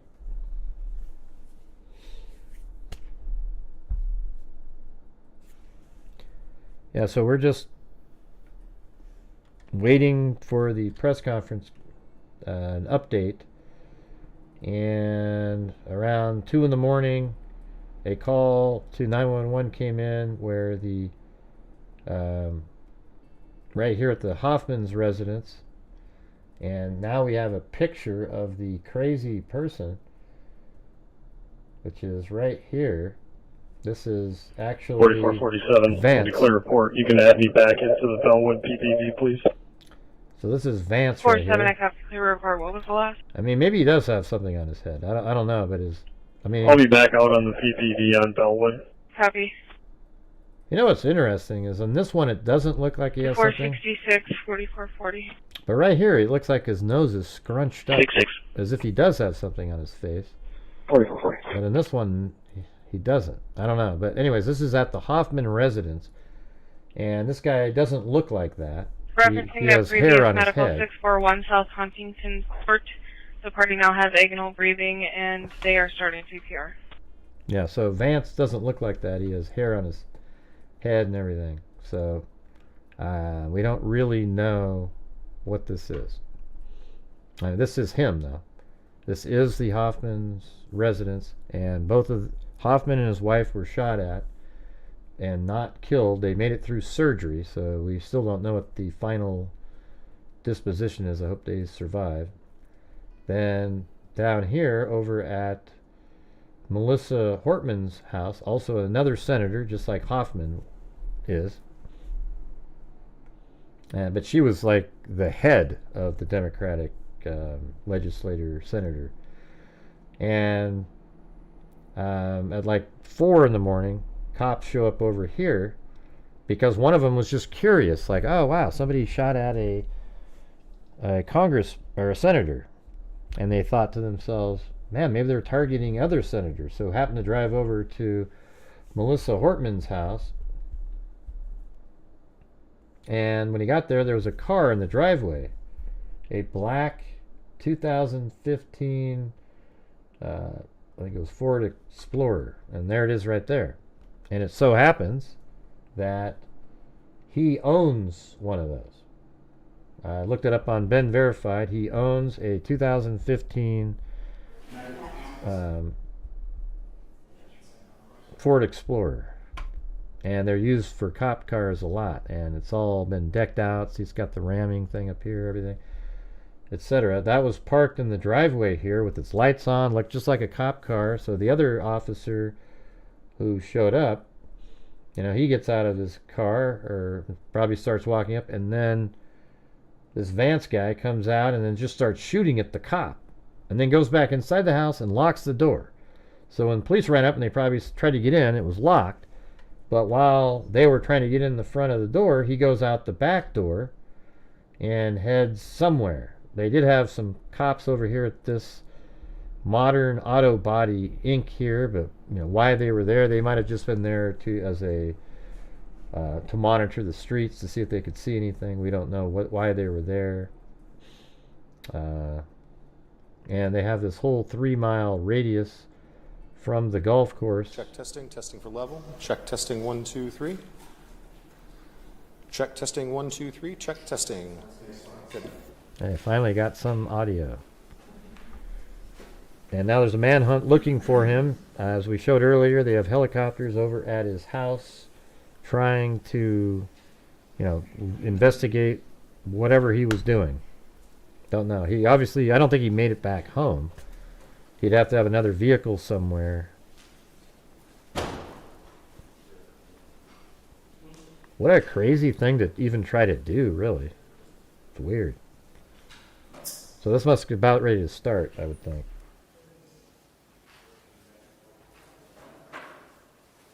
Thank you, Wendy Woobles.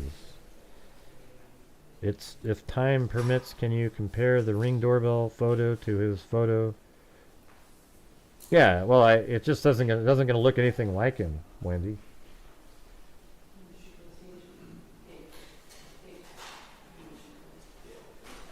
Yeah, so this is what he looks like right here, not there. Did they even add it to this one? This one doesn't have it.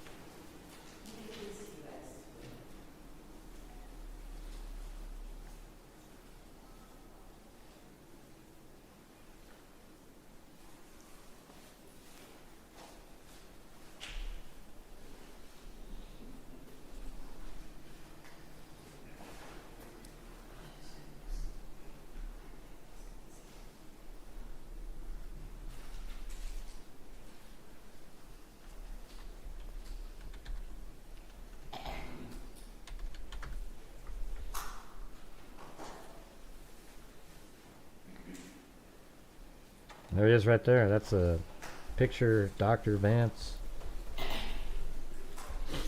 And that looks kind of like that could be him in the picture if you just shaved the head.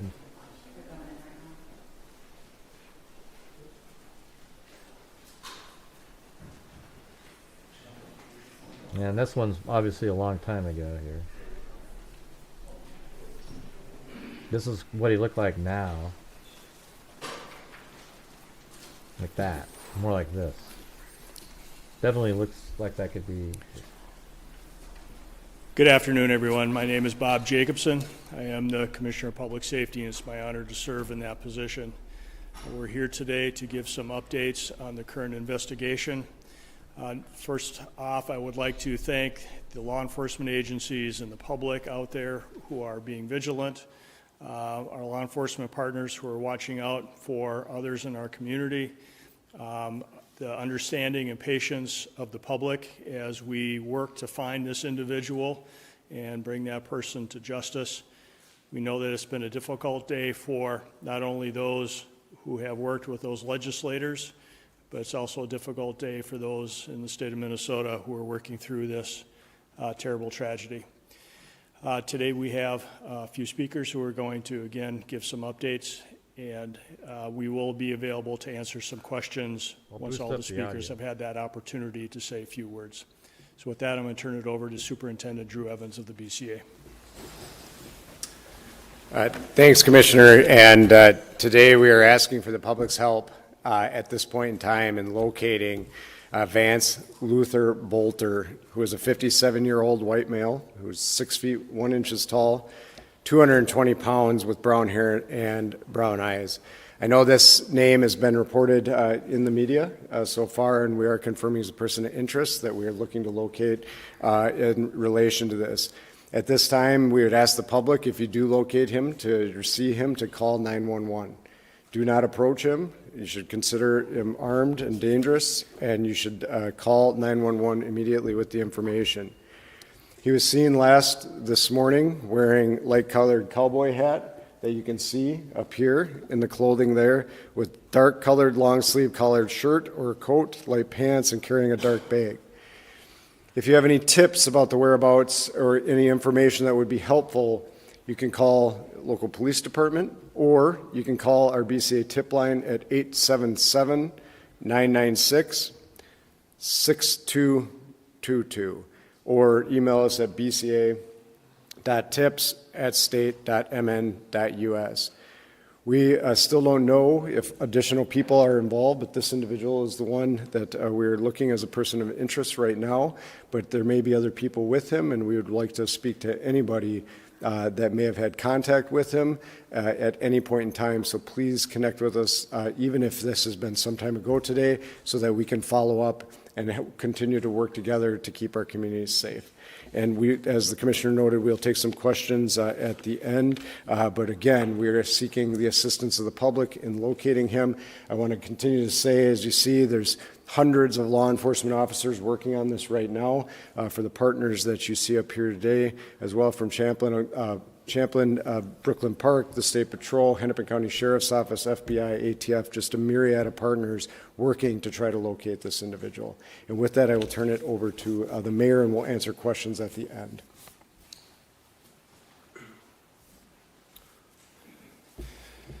So hi, my name is Hollis Winston, Mayor of the City of Brooklyn Park. First, I want to extend my prayers to the Hoffman family, but also to the Hortman family as well.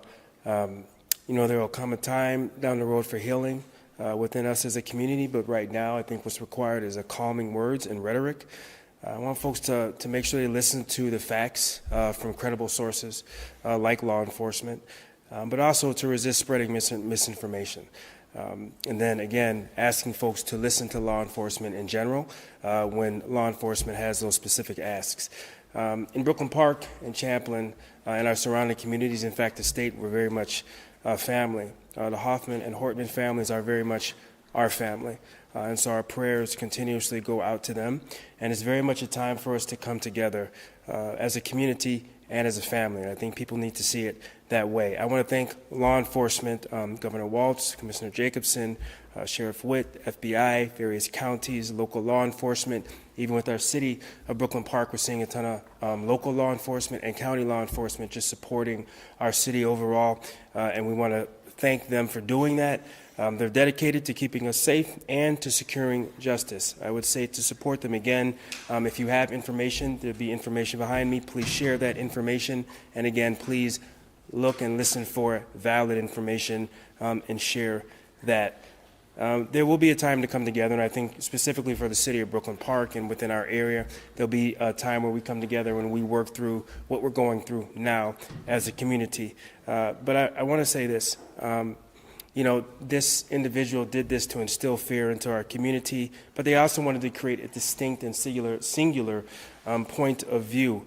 When I listed all of that law enforcement coming together, that was really us as a state, as a community, from all different walks of life coming together to work on what's happening. And I received calls from folks across the state, from all different ethnicities and communities as well, with an outpouring of support. So I want people to understand that as a city, but as a state, as a community, we're very much going to come together. We're going to see this through, and we're all going to work together to figure this out. So again, I want to thank our law enforcement, and I want to turn it over to the Mayor of Champlin Park. Good afternoon. My name is Ryan Sabis, Mayor of Champlin, and on behalf of the City of Champlin, our police department, and our City Council, I want to extend a heartfelt thoughts and prayers to Senator John Hoffman and Representative Melissa Hortman and their families. We are deeply saddened by the senseless act of violence, and our hearts are with all those that have been affected. Our police department is working close partnership with state, local, and federal agencies to pursue this active investigation. We are incredibly grateful for their swift and responsible professional response and for the collaboration of commitment of every officer involved. We ask everyone to stay attentive, report anything that feels concerning, and most of all, continue to show kindness, respect, and care for one another. This is how we move forward together.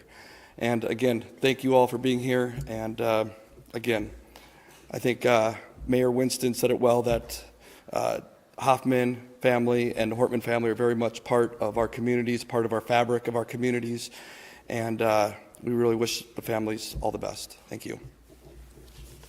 As folks have said, we'll take a few questions. Please don't forget to, in your first question, introduce yourself, your immediate organization with whom you're with, and if you have a question for a specific individual, call that out. Thank you.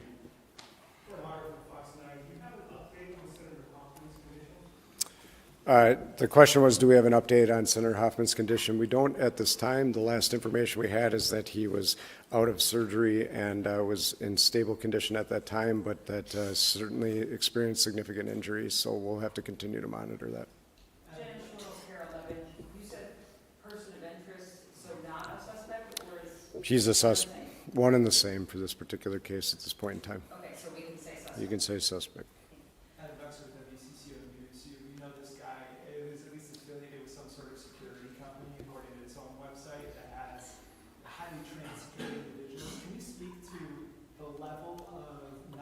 This person might have about, using a gun or, different security tactics that might separate him from a typical person walking down the street. Yes, so the question was regarding the sophistication of the individual based on reports that he owned a security company. I certainly can't get into the details of the investigation. That'll all be part of that, and we'll explore all of that.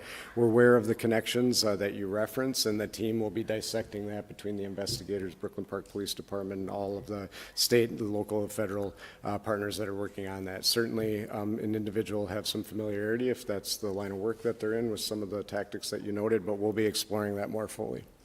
One question about the photo that we're seeing in the cowboy hat and the jacket. Is that photo taken today? That photo is today. And is it from a ring camera at the residence of either of our lawmakers? The question is it from a ring camera? It's not. This is from a business. So this is at a business location. And there, we believe, as noted, that might be that place. was still in at this time. He was in the Twin Cities area, and that we are continuing to work and follow up on that. We believe he's working to potentially flee the area, and so that's why we're sharing that with that information now so that we can safely apprehend him. Is there a way that you're in touch with the TSA? I know Governor Walz has been in contact with federal agents, as you have mentioned with the FBI. Yep. Are airlines, seeing his picture so he doesn't report it? So the question is, are we in contact with TSA? We've been in contact with all of the federal authorities that are relevant to this investigation. We will continue to be. Are you able to share the time or location that photo was taken today? The question is, can I share the time and location? This was this morning when this was taken. It was in the city of Minneapolis. That's at this point, I think, all that we can share as we work to follow up on that. We'll the question is, there's surveillance or ring camera. We do have various video from different locations. I don't want to get into specifics as part of the active investigation, but there is video that has been obtained by the investigators. Can you talk about some of the other locations that you guys are working on, Green Isle, maybe Fremont, and So, yeah, we can. The question is, can we talk about some of the other locations? You know, because our teams are very active as part of an active investigation, I can't talk about the specifics. What I will tell you is the two locations you noted in Minneapolis and in Green Isle, they are related to this investigation and the follow-up that the teams are doing. I'm going to give it to Ellen. I'm sorry, we're going to give it to Ellen, and then we're going to have one more question. Can you talk a little bit more about the manifesto and what the motivation it might be doing? We're told that there might be some pro-choice lawmakers on this manifesto. That has anything to do with the motivations here?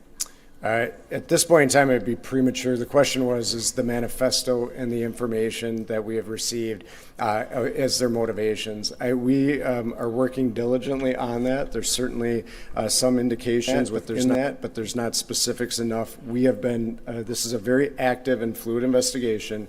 Throughout the day, as you've been waiting and these teams have been out working out in the field, and they have been gathering more documents and information, so it would be premature for me at this point to really say exactly what the motivation might be from these writings, but we will be continuing to work on that and provide that information when we're able.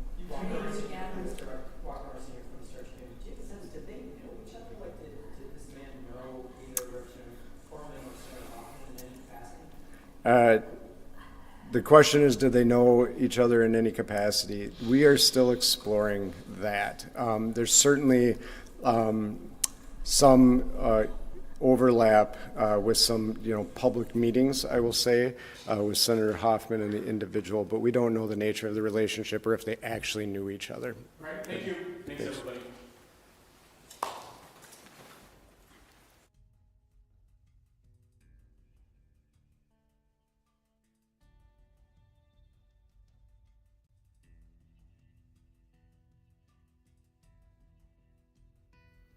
Be helpful, you can call local police department, I think it's this one right here. You can call our BCA tip line. So this picture here makes it look like he could be bald in this picture right here with his hat on.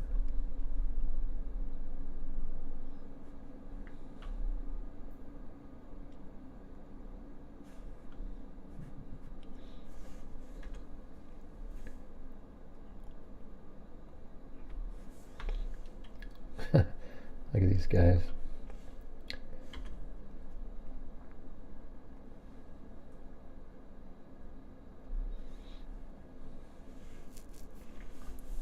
think it's that picture right there.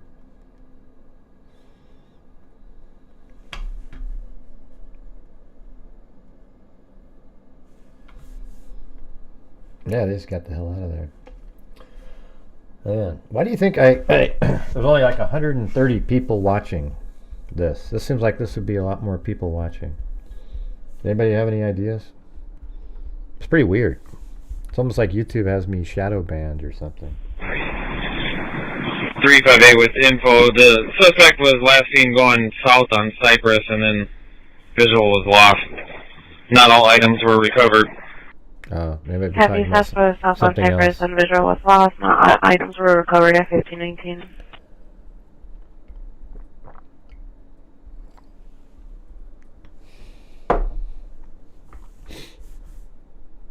Yeah, I think this picture right here looks like the Ring doorbell picture.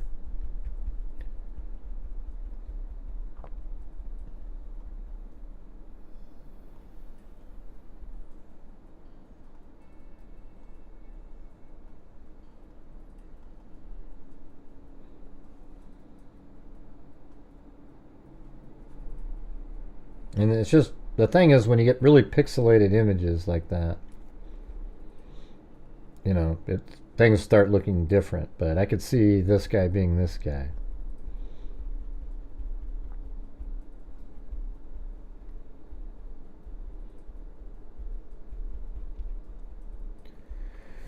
So, okay, well, I don't know, man, you guys. I'm just about ready to give up on this whole experiment. You know, I just do my shows. I've been doing this for a long time, and I just can't catch the right. I mean, I think I covered this pretty damn well here, but I just can't get into the right YouTube algorithm or whatever the hell it is, man. I don't know. I don't know how to do it. So.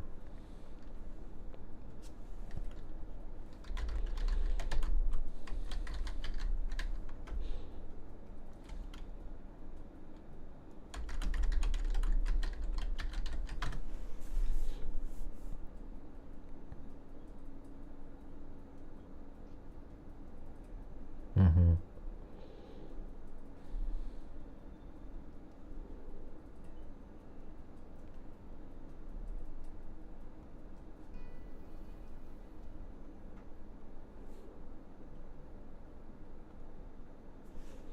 God, these people are crazy. Jesus. Huge protests in Colorado with all these people. I mean, thousands and thousands of people.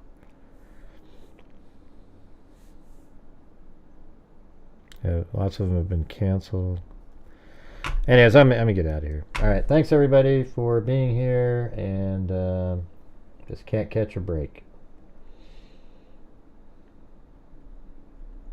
Thanks to Sandy Shirley, Aga Gaga, Timothy Cecil, Van, Dana Dale, Alley Cake,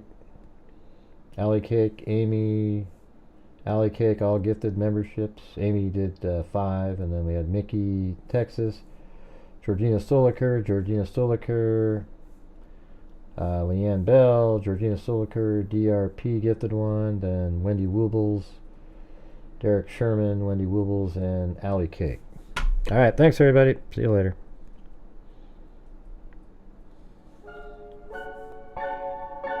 Yeah, I've been doing this true crime thing for quite a while now. And during this whole time, I have not seen one person that is a crime dissector, plug rejector. I'm a certified human lie detector.